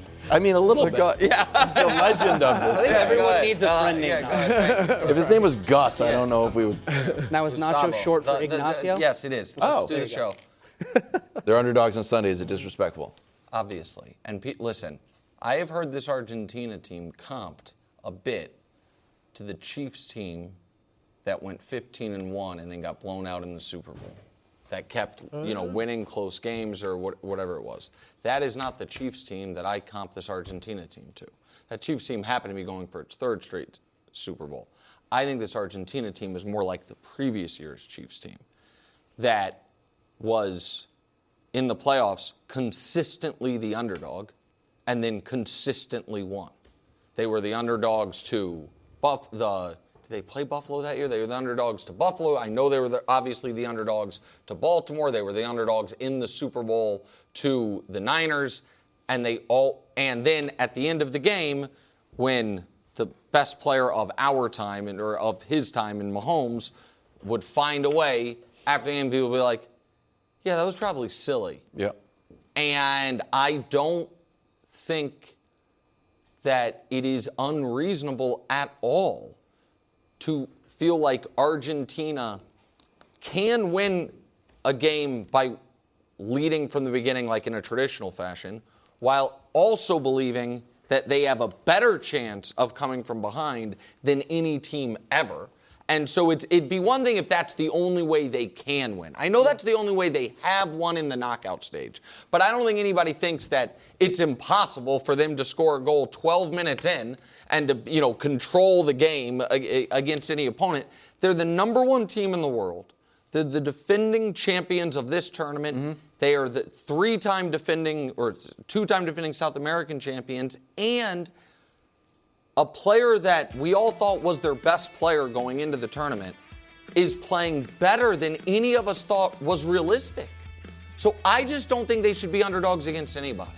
That's and I think it is a little disrespectful. I'm not saying they should be huge favorites. I just don't think, Brew, they should be underdogs to anyone. It was a nice little move you made to comp them to the Chiefs that won the championship? The Chiefs that were going for their Bowl. second straight Super Bowl, not third. I'm not talking about 2030 World Cup. But the pure accurate comp is the 15-1 Chiefs who got hammered by Philadelphia in the Super Bowl, because this is how they were winning. Yep. They were winning these games, and I'm sure we talked about it. It was mystical. Oh, the Chiefs' mystique. You just can't beat them. You know, they're going to block a field goal, or, you know, whatever it is at the end to win the game. And them going for their third straight championship Super Bowl was the equivalent of Argentina going for back-to-back World Cups, because there were teams 60-some-odd years ago that won 3 straight championships, Green Bay and all that. Great take. Just not in the Super Bowl era, right? You were prepped for this? No, I just, this is all the top of the dome. I'm freestyling, all right? That's it. I'm in a cipher, freestyling. But anyway, so this would be 60 years, 64 years to be exact, since the team went back-to-back. So I think Spain has just been flat out better. I'm not writing off Argentina has a chance to win because they got Messi. But Spain has been better. And they've been doing it against better competition. And so, they should be the favorites. I can't speak to the betting proclivities of why Vegas sets the odds the way they do. I imagine vibes aren't really included in the formula. Well, they should be. I don't disagree, but I imagine that Vegas likes tangible things, like what you actually see in every single game that the tournament has been played. Spain, the way I watch this team and the way I watch both of these teams play is a better team. They are.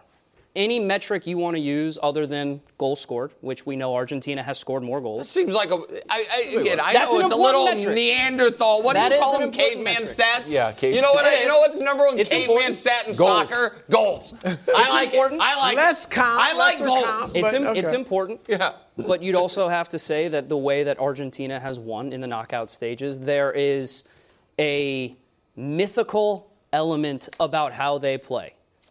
When you watch Spain, there is a assurance that you are going to see an excellent performance every single game. And it doesn't matter who they play, whether they're a great team, whether they're not a great team, you know exactly what you're going to get. You get the best backline defensively in the entire world. You have a balance of great coaching, a cultural understanding of what it means to play for Spain. And I'm not saying you don't have that with Argentina, but it stands to reason that Vegas looks at these things and sets the odds because, quite frankly, Spain has just looked better. But That doesn't mean that I think Argentina should be Who are underdogs you in this picking? game. We're getting there. Do you want my I do shirts believe- to make an official pick? Yeah, I think I'm going to make an official pick. He's just saying, wow! He's saying you can hold one of them up. Great. Okay, so again, like when I watch Spain play, it's like, beautiful. I see what I see, and they are one of the best teams in the world, and they have a way to play, a cultural understanding of what it means to get through different situations, but they don't have the greatest player of all time. There we go. And Thank I you. cannot, in good conscience, Brew, Smart man. continue picking against the GOAT because there are things that I can't analyze and I can't explain when it comes to Argentina, and I'm done picking against him. I have the feeling that Spain is going to control the game. I think they're going to dominate the game. I think they're going to play well. This is the tactical analysis That's what I'm saying. Argentina, there's I two could've done parts you that. can't We explain. just talked about I it. You think were Argentina a wins. cerebral player. Yeah, Yeah. I was. You are about, we look you at are the a shape, put him tactician. in a false You know nine. more soccer Brew. than any of us, and this is why you're picking He's like, the Argentina. vibes are hot. Pixie dust. There's nothing you can explain. Kismet. That's exactly right. It's just, Exactly I can't. I can't explain it, but I You're have gonna a feeling. regret this, Dad. The goat. regret it. You're gonna regret it. I'm regret with it. the GOAT. And by the way, I've only changed teams once, all right? I had France the whole way, all right? I'm going Argentina. Thank you, Dax. I'm not picking against Messi. Excellent. Smart man. Once again, this side of the table against that side. I think Spain's going to look better, and they're going to make us believe they're going to win the game. Yeah, but they're not gonna Argentina win. You and will penalties. regret this. Argentina and Oh, and penalties. penalties. Penalties. Oh, that's Back to Messi, back. that's the one thing that he way. isn't Oh, Messi. phenomenal Messi stepping at. up to score the fifth That penalty would be and something. win the game. That would be something because he has struggled with the penalty. Misses a penalty, his third That would be penalty. crazy. I might not He even let made him a take penalty one. in last year's World Cup final. That was To 4 start it years off. ago.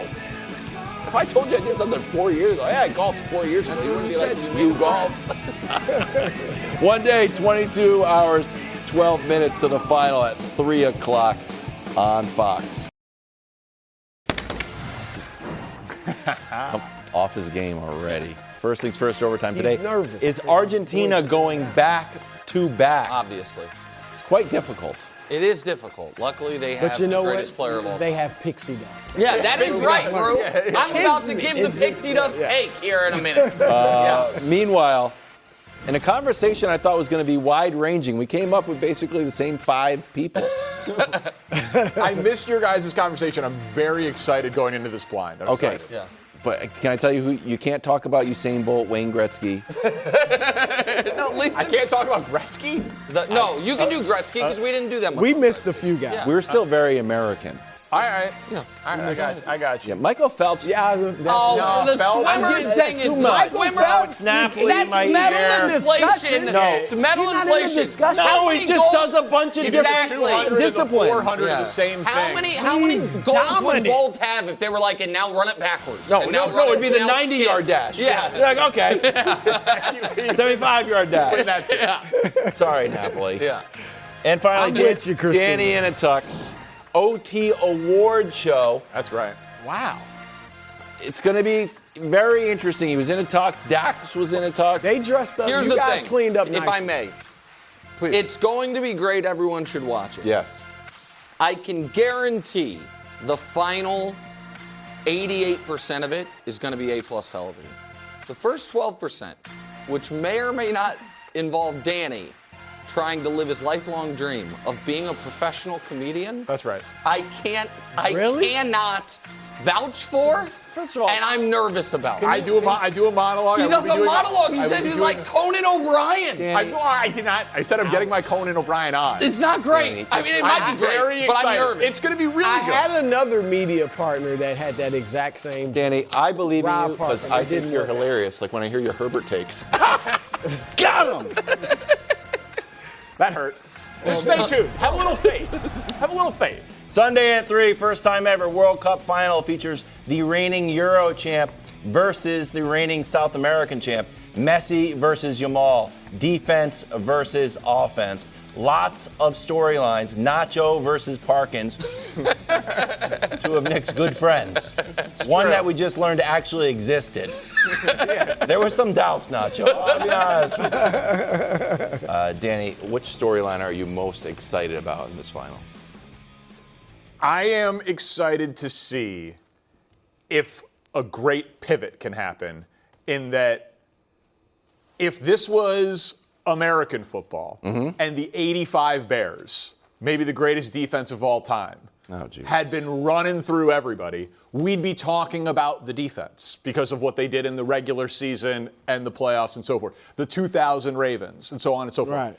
In this tournament, we have spent, I'm not saying it hasn't been appropriate, a lot of time talking about Messi and Haaland and Mbappe and France as the all-time attack and the favorites, and it's their tournament to lose and team of destiny, all these things. We've been spending so much time talking about offense, but if Spain does to Argentina what they did to France, I believe it will become a majority, if not consensus opinion, we just watched the greatest defense of all time. And it will just be a quick pivot almost out of nowhere when it's been right in front of our face the whole time. So I know they play different styles, and I know it is a World Cup final, but Argentina and France are the two best offenses.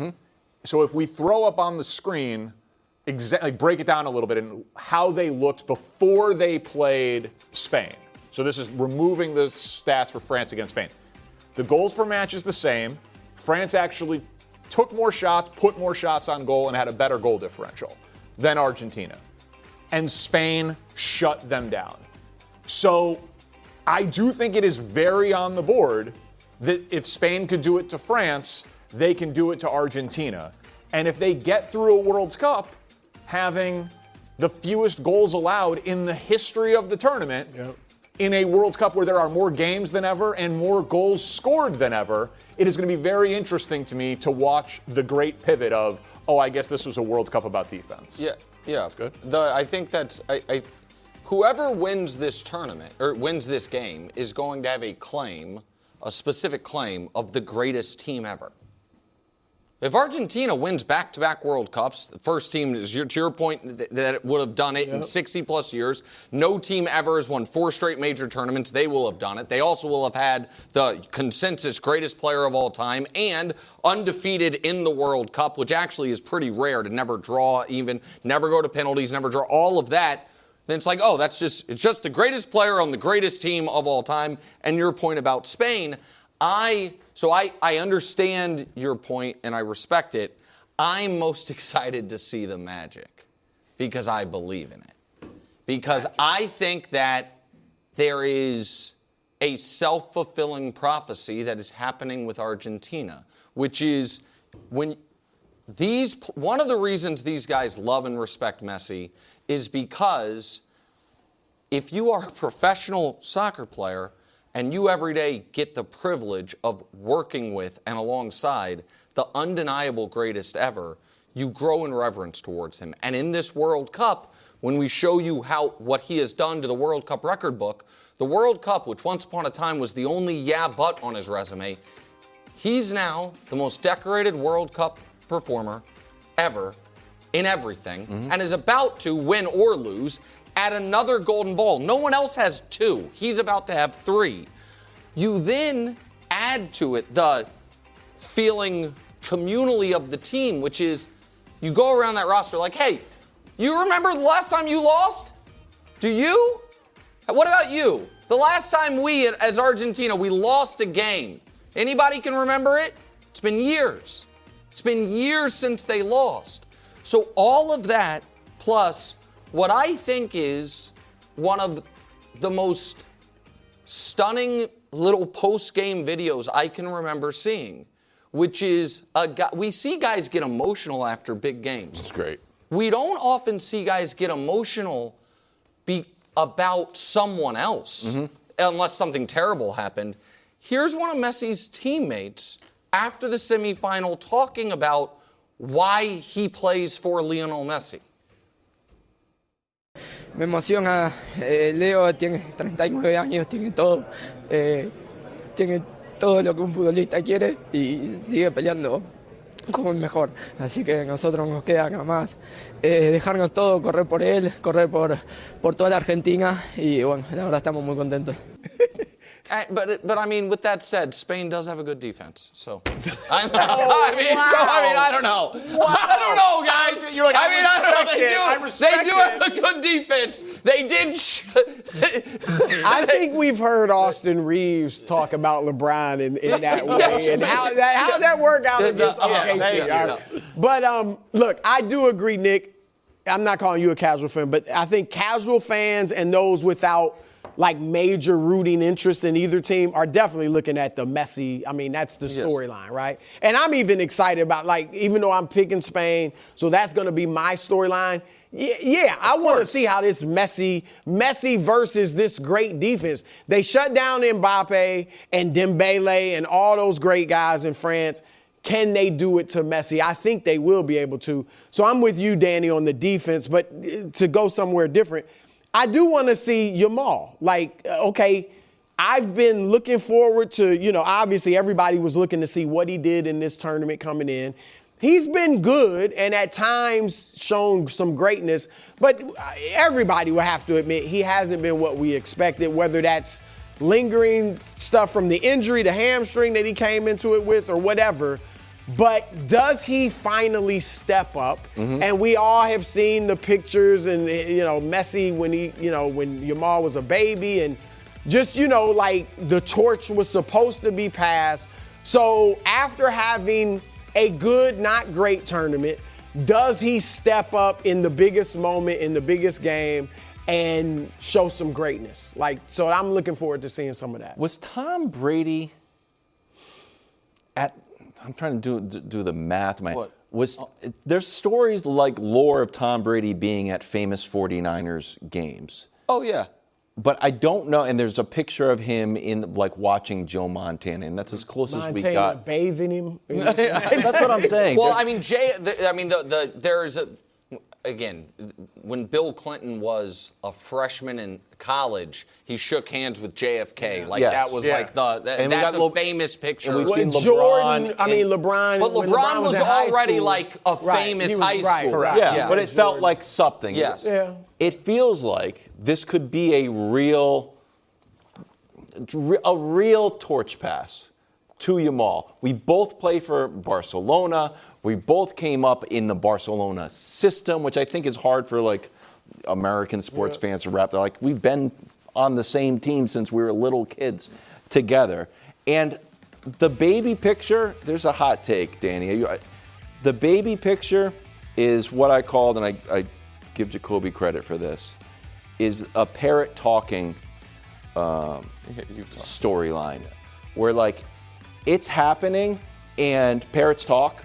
You'd be like, hey, how was your day? Like, it was good. I ate some seeds. We've done this before. That's not how it works. That's exactly. You can When talk. parrots- You can talk to a parrot. Parrots don't answer questions, bro. Look up parrots talk. They Look up repeat parrots what talking. you say. Parrots we will had talk this to argument you before. like a person. They understand languages and they will talk to you. That's not and how the it world works. has just said, yeah, that's what happens. And we're all like, yeah, that's sounds not what good. the world Yeah, says. fish are underwater making electricity. We're like, yeah, that just happens, and we all accept it. This is a weird one. It's actually wilder than this we've all actually accepted. speaks to what Brew is making fun of me for. You know what can explain this picture? Magic.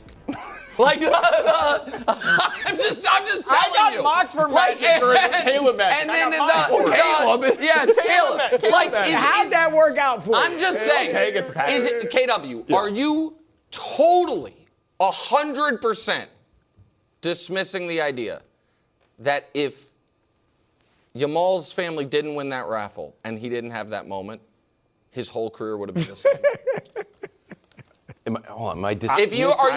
Are you giving there any possibility that one of the reasons Lamine Yamal became Lamine Yamal was that moment? Of course. Thank you. And you're picking against the guy who blessed him. It's very dangerous to pick against goats. It's unwise. Yeah. But I just saw it in the Super Bowl. It's all right. Come Sunday, Messi will join Cafu as the only player to play in 3 World Cup finals. That's pretty good. All-time leading World Cup goal scorer. He's being tossed in the air and held on the shoulders of his teammates. 21 goals, 12 assists in 33 appearances. He's won 23 matches in 6 tournaments. We kicked this around earlier, Danny. If he wins, not on the GOAT Mount Rushmore, is he the GOAT of all goats? I almost always watch every minute of your A block. I'm sorry I missed it today. I cannot wait to go back and watch it because this reminds me of a conversation we would have had in a dorm room in college. Yeah. Like, it is like totally unanswerable. Yep. Everyone will approach this from totally different directions, and it's amazing. Like, my first blush thought is, if it is true that Messi is the undisputed GOAT, which I believe it is. In soccer. In soccer. Yes. In soccer. And it is, of course, undisputed that soccer is the most popular sport in the world that the most people play, which is backed up by the numbers, then it's a totally reasonable position to have. Like, if you are the greatest of all time in the most popular, most played sport of all time, it stands to reason that the GOAT, you're better than Babe Ruth because more people play soccer than baseball. Like, that seems totally logical to me. I tend to not think about, when this type of question happens, like guys like Tiger Woods or even Usain Bolt, because I put more of an emphasis on team sport accomplishments because there are also individual accomplishments within the team sport. Like, you can win a Super Bowl and an MVP, and it's harder for me to do a Michael Jordan to Tiger Woods comparison than a Messi to Jordan comparison in my own brain. But most dominant team sport athletes, so if I'm just thinking about team sport guys, I still go to Gretzky. Because Gretzky has the single most ridiculous stat of all of this. Like, when we put up Messi's numbers, which you guys had at the start of the segment that KW just put up there, There are guys who are close. You know, he just got just got the assist record, right? He's now put a little bit of distance. He might lose the goals record on Saturday. Right, he could lose the goals record on Saturday. It is at least numerically close. But the stat that is just like entry-level sports bar trivia question of like, if you remove every goal from Wayne Gretzky, he still has the most points of any hockey player ever. Mm-hmm. I look at Gretzky as the greatest team sport player because of that. So I'm not quite there yet with Messi, even if he wins the title. You want to go, Kate? No, do your thing, but I have a different way to do it. All right, because I'm going to make hockey fans mad, but I don't mean to, but it has to be asked. We're not partners. Okay. Does your sport have to what is the minimum threshold of international popularity your sport has to reach for you to be allowed in this conversation? Because nobody, none of us are like, well, there's this cricketer, and don't forget about there are, but we just don't. I was looking up. No, but so the question I'm asking is, does hockey fail to meet it? I don't know that hockey's more popular in the world than cricket. I don't know that. I don't know if we talk if we talk about number of people that play it. I don't know in the world. I don't know if hockey trumps table tennis, which is like the number 2 sport in China. So because of that, like for me, the math I'm doing in my head on this is, there has to be almost no debate amongst your sport, which is why my guy Bron or Bruce's guy Jordan, your guy Jordan, to me are just eliminated from the discussion because there are a lot of people that vehemently believe, with reason, that the guy's not the best. It, to me, eliminates all the baseball players for the same reason. I don't think there is even close to a consensus greatest baseball player of all time. And the worldwide popularity of the sport matters enough that if the sport is really only played in 1 or 2 places, like American football, it's hard for me to get there for Brady. Brady is clearly the GOAT of the NFL, but the NFL is one of the only huge sports that is really just an American sport. It's popular everywhere, but it's just played here. So to me, it comes down between Messi and Bolt. And I think we are more likely to see another Bolt than we are another Messi. And Bolt's my 3rd favorite athlete ever. But I think in my lifetime we will see another guy and it might be this, what's his name, Gout? The kid, I think it is. We might be seeing it right now. I'm not sure. Break Bolt's records and do the triple like Bolt did. More soon than we'll see a guy get 3 golden balls at the World Cup.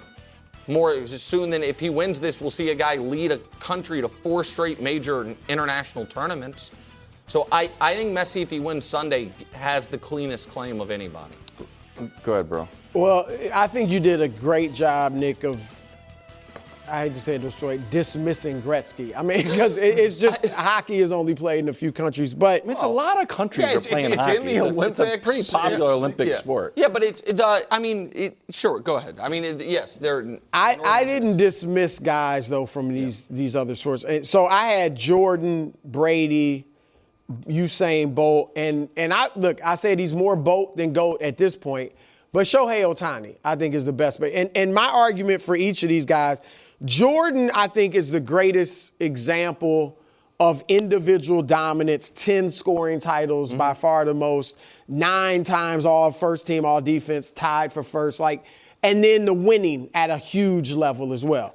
Brady, he's got more Super Bowl wins than any franchise. I mean, that's just hard to go against. Shohei Ohtani is doing something we pretty much literally thought was impossible to do. Be a great pitcher. His career ERA is 2.83. Sandy Koufax's is 2.7. All right, and then he's hit 40-plus homers 4 times in 6-7 years in the league. I know he played more, but he didn't play as much in the first few years. And then Bolt, though, I will go, Bolt is so much faster than anybody else. Anyone ever on earth. You just don't, in world-class sports, you do not see somebody that far ahead of everybody else. Everybody ever helps. Yeah, ever. We never, Carl Lewis, who was, I guess, could arguably be in this, was running 9.9 in the 100 meters. This dude ran almost a half second faster than that. Yeah.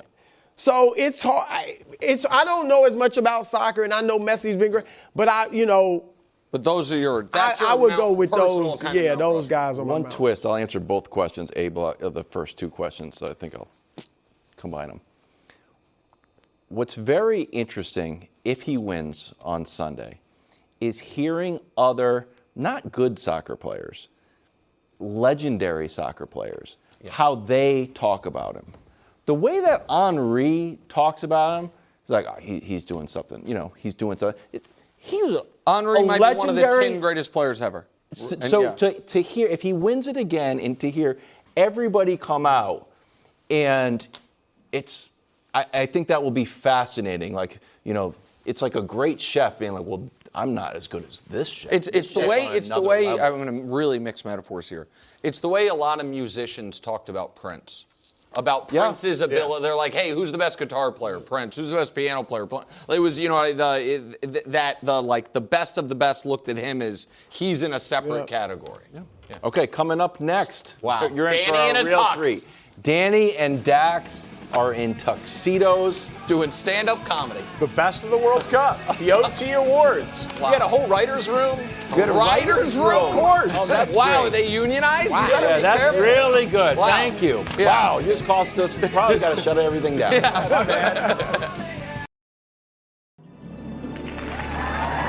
Thank you for being here. Please, thank you. Thank you. Please be seated. Good evening, everybody, and welcome to the OTs, where we celebrate the 2026 World Cup. The only event big enough to make Americans say, you know what? Maybe this is football. Speaking of America, the U.S. men's national team made a great run. Mauricio Pochettino is here. Thanks for dressing up, Poach. Must have been laundry day. Unfortunately, Christian Pulisic was here, but he had to leave early with a boo-boo. Who else is here? Erling Haaland is here. Erling Haaland looks like if a protein shake came to life. But honestly, I'm just jealous. My wife is so attracted to Erling Haaland, she got me his jersey and a wig and told me it was an anniversary gift for her. Sorry. Just needed a hydration break. This was the World Cup of birthdays. Lionel Messi turned 39 and Spanish star Lamine Yamal turned 19 during the tournament. So Messi has a legacy and Yamal has a bedtime. I did think it was weird that Yamal still gets Capri Sun and orange slices during halftime. We hope everyone enjoys the show and enjoys the final. And just remember, if you disagree with one of the award winners tonight, just wait a minute. I'm sure VAR will fix it.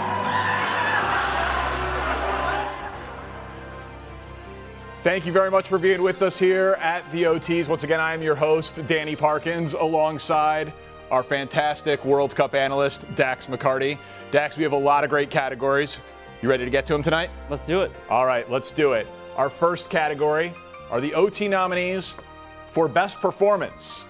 Lionel Messi's hat trick in the opener, where Messi became the oldest player ever to record a hat trick in a World Cup match. Erling Haaland's 2-goal performance against Brazil, which pushed back on the belief that one man can't win a match all by himself. And finally, Jude Bellingham's 2 goals and goal line clearance against Mexico.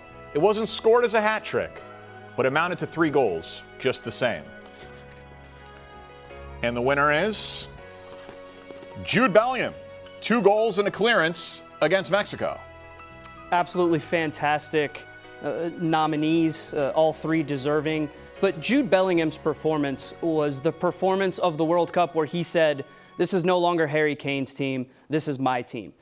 Think of the stakes, think of the fact that Mexico hadn't lost at home down at Azteca for 13 years. Think of the talk before the tournament before the game going into this game, how difficult it was going to be for England going into that Mexico game.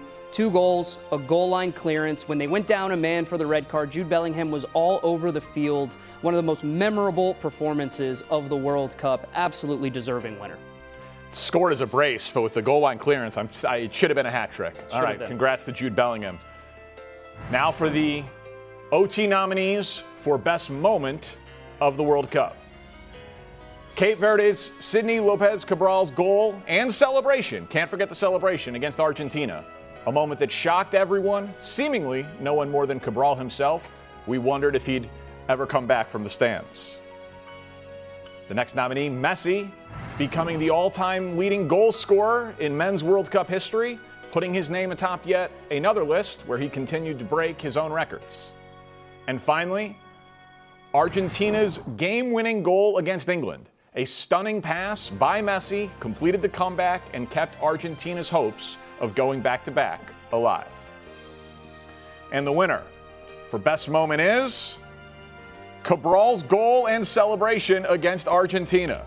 With respect to Lionel Messi and Argentina's magic, we had seen that from them a few times before. Sidney Lopez Cabral, what a moment for the small island of Cape Verde. What a moment for him. That is the seminal moment of his career up to this point. Imagine the stakes. Imagine the opponent. Imagine the fact that Argentina was so far away from Cape Verde in the FIFA rankings. For Sidney Lopez Cabral to do that in that moment is one of the most memorable moments, not just of the 2026 World Cup, but in World Cup history. The finish was unbelievable. The celebration was even better. It was the best part. Nobody saw that coming, none more so than Argentina. What a moment, an unforgettable moment for not just everyone in Cape Verde, for all of us watching that game as well. Another very deserving winner. And shout out to the refs for not issuing a yellow card. Exactly. He stayed up in those stands for a long, long time. Ton of respect. All right, the next category as we go through here with the OTs, the next category is Best Fan Base, an absolutely loaded category. Scotland and the Tartan Army. They accomplished what had previously believed to be impossible here in America. They drank the city of Boston dry. Norway is our next nominee, where the Viking Rose swept the country everywhere from escalators to baseball games and about 100 other places. And finally, Mexico, a host nation that provided arguably the environment of the entire tournament at Azteca for the match of the tournament against England. And the winner for Best Fan Base at the OTs is Scotland. I absolutely love the fact that Scotland won this. I have my own personal experience with Scotland down in Miami before the Brazil game. They were absolutely fantastic. Even better to see in person. You said drank Boston dry. I read things like unprecedented alcohol shortages and record profits. I mean, this is a city with the Celtics and the Patriots, and it is the Scottish fans that come in and make the most indelible, memorable impression. They were classy throughout the tournament. In winning or losing, they absolutely brought the environment. Absolutely tons of deserving fan bases, but a very deserving winner with the Scottish fans and the Tartan Army. Felt like maybe we could have had 10 nominees. Absolutely. In that category. Shout out Colombia as well.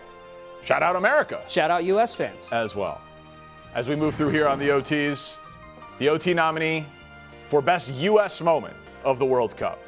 Malik Tillman's free kick against Bosnia. A moment so shocking that we had to reevaluate what was possible from this team that could seemingly now score from anywhere. The next nominee, Gio Reyna's beautiful goal against Paraguay, the team effort that led to it becoming arguably the most beautiful goal scored in U.S. men's World Cup history. And finally, Florin Balogun's goal against Bosnia. Flo continued to make his case as the face of U.S. soccer, and he channeled a GOAT with his celebration. And the winner for Best U.S. Moment is Malik Tillman's goal, a free kick against Bosnia. This is who I voted for. 3 absolutely special goals, all of them deserving in their own right. But consider the moment for the U.S. men's national team. Harsh red card for Florin Balogun, nursing a 1-0 lead. Bosnia starting to push and press forward, and Malik Tillman steps up in one of the most important moments in U.S. men's national team history and scores a goal that, quite frankly, I've never seen a U.S. men's national team player use that type of technique and skill to put the game out of reach for Bosnia. That was a seminal moment for not just an emerging star in Malik Tillman, but for the entire U.S. men's national team. We were floating on the clouds after that moment, as was the team. What a fantastic finish, a great goal, and certainly one of the most memorable moments in World Cup history. When I was watching that moment, it had not even entered into my consciousness that it was possible that he was going to score. I did not even consider it as a possibility. Very few players have that type of technique from set pieces. Bravo, Malik. Okay. More awards, more award show fun coming up. And of course, the countdown is still on. Messi and Argentina looking to go back-to-back. They'll take on Spain in the World Cup final. Right down the street here in New York. Sunday, 3 Eastern on Fox. Lamine Yamal in Spain looking to dethrone Argentina. The World Cup final is Sunday, 3 Eastern on Fox. We roll on here with more awards in the OTs, saving the biggest categories, Dax, for last. Here we go. The OT nominees for Best Star of the tournament. Erling Haaland. His 7 goals for Norway were the most ever for a player at his World Cup debut. Of course, Lionel Messi. He became the all-time leader in World Cup goals and assists this tournament and is currently in position to win his first Golden Boot. And finally, Kylian Mbappe, who could become the first ever 2-time Golden Boot winner with 20 goals in 21 career World Cup matches. And the winner for Best Star of the 2026 World Cup is Lionel Messi. It was always written in the stars for Lionel Messi to be the winner in this category. Simply put, the greatest player of all time. And when the moments were the hardest, when the stakes were the highest, he has stepped up in moments that no other player in soccer history has been able to. He is the greatest player of all time. He has the most pressure on his shoulders to carry the weight of any nation. And while Erling Haaland was fantastic, as much as I love taxidermy animals as the next person, as much as I love cowboy hats and cowboy boots, Lionel Messi shouldered more of the burden. Kylian Mbappe, again, fantastic, running alongside the Ballon d'Or winner in Ousmane Dembele and the best playmaker in the tournament, Michael Olise. Lionel Messi has put Argentina quite literally on his back. 12 straight games dating back to the 2022 World Cup with a goal contribution in every single game. If he's not scoring goals, well, he's creating moments and chances for his teammates, leading a team that quite simply refuses to lose. This tournament has been Lionel Messi's pièce de résistance, his absolute masterpiece, where even at the age of 39, he is still showing the world, it doesn't matter what league I play in, I am still a force to be reckoned with. Absolutely deserving Lionel Messi, winner. We came into this tournament, like if we just rewind 6 weeks and then we talk about the 6 months leading up to this World Cup, it was like, well, this is all gravy. Yep. This whole thing is icing on the cake. Messi in the last World Cup got the last thing from his resume that he didn't have, and he won the World Cup. And they're bringing it all back, and they're keeping the band together. But really, it's just like a victory lap of appreciation. Absolutely. There was not real anticipation or expectation outside of Argentina. And then, all he does is probably win the Golden Boot, bring him back to the final, probably win another Golden Ball for best player, score the most goals, set the record for the assists, and could be the first back-to-back champion since 1962. Like, this was supposed to be added time for Lionel Messi, and instead he ends up being the best player in the whole tournament. And let's not forget, Danny, 10 months before the World Cup even kicked off, Lionel Messi was talking about how he might not even play in this tournament. It is quite simply stunning what we have witnessed in this World Cup. And let's think about this being a World Cup of stars. The most watched World Cup in the history of the tournament, the most attended World Cup in the history of the tournament, and you have every single big name player stepping up in important moments for their team and delivering one or two seminal moments. At the top of the goal scoring charts, defensive plays, Rodri with a standout defensive midfield performance for Spain against France. I had to sneak that in there as a former defensive midfielder. Well done. And yet, you could pick 5, 6, 7 different moments throughout this tournament where you say, that's Lionel Messi at his absolute best. There's quite simply no bigger star in the history of the game than Lionel Messi. And the fact that he's doing what he is doing at his age right now, a chance to win back-to-back World Cups where he is the undisputed leader of his team, is quite simply remarkable. Let's not write him off again. We'll see Lionel Messi in 2030. I think you might. For the final. For the final, but we'll see you in 2030, GOAT. It is now time for the final category, the OT nominees for Best Match of the 2026 World Cup. Mexico, England. An exhilarating back-and-forth thriller that saw Jude Bellingham score 2 goals in 98 seconds to give Mexico their first ever World Cup defeat at Azteca. Argentina and Egypt. Argentina trailed 2-0 in the 78th minute, setting up the stunning comeback, which ended up being the latest a team ever had erased a 2-goal deficit in regulation in World Cup history. And finally, England-Argentina. Argentina scored twice in the 85th and 92nd minute to keep their back-to-back dreams alive.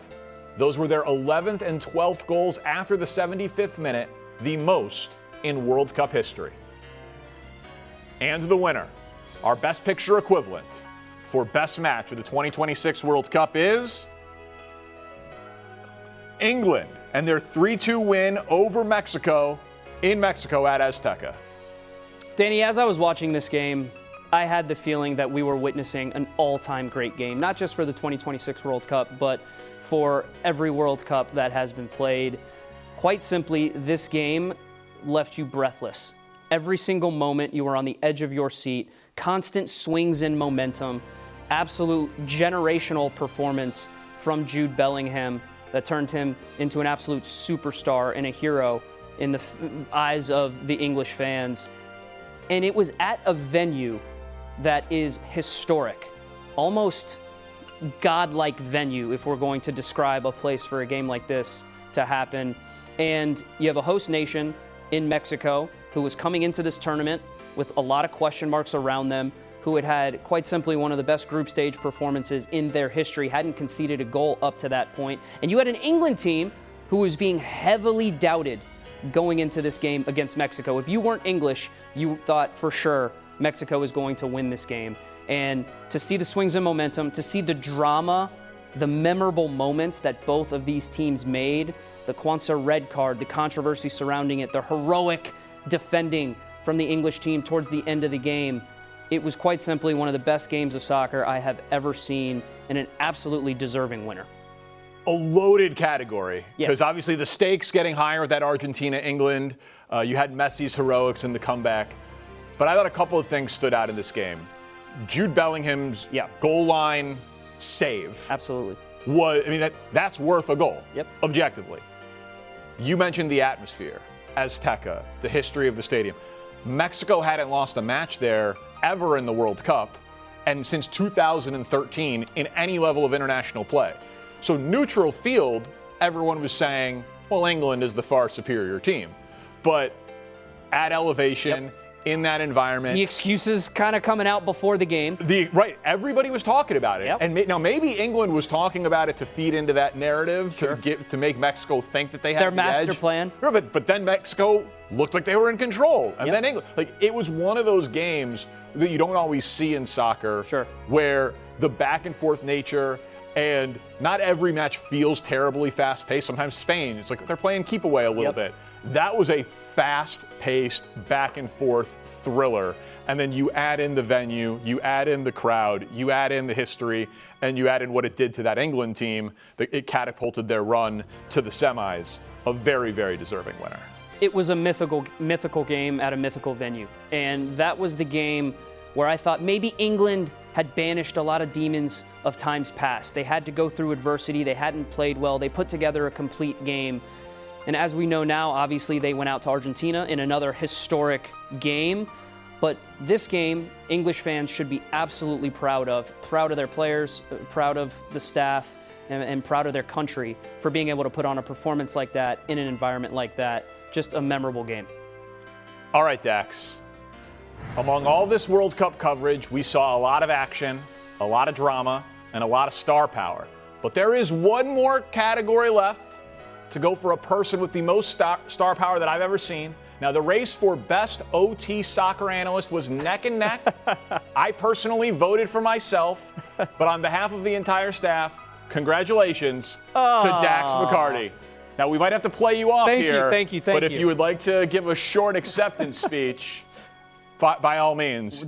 You've saved us here at First Things First. I don't get the standing ovation? Well, anybody? I'll give you a slow clap. Thank you. I've got to say, this has been an absolutely fantastic experience for myself. And I want to give you and the rest of the guys credit on First Things First, Brew, Nick, and KW for making me feel comfortable, making me feel right at home. Everybody behind the scenes has been absolutely welcoming and fantastic. And I just hope that this is not goodbye. I hope it's see you later. So thank you. Guy didn't even thank his family. Dax and I, coming up next, will give out our picks for who takes home the World Cup final. Stay tuned for that. Lamine Yamal and Lionel Messi are set to duel it out. World Cup's biggest stage. The World Cup final is set. Of course, we'll all be watching Sunday, 3 Eastern on Fox. The World Cup final stage is set. Lionel Messi and Argentina looking to go back-to-back. They've got Spain. Sunday, 3 Eastern from New York, New Jersey Stadium on Fox.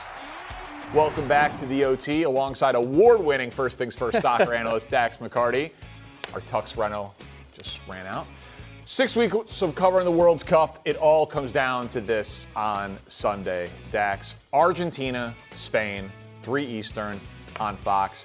I know you made your pick earlier, but who you got, what's the score, and why? First of all, what an absolutely unbelievable tournament we have witnessed. It's been a pleasure to share this desk with you.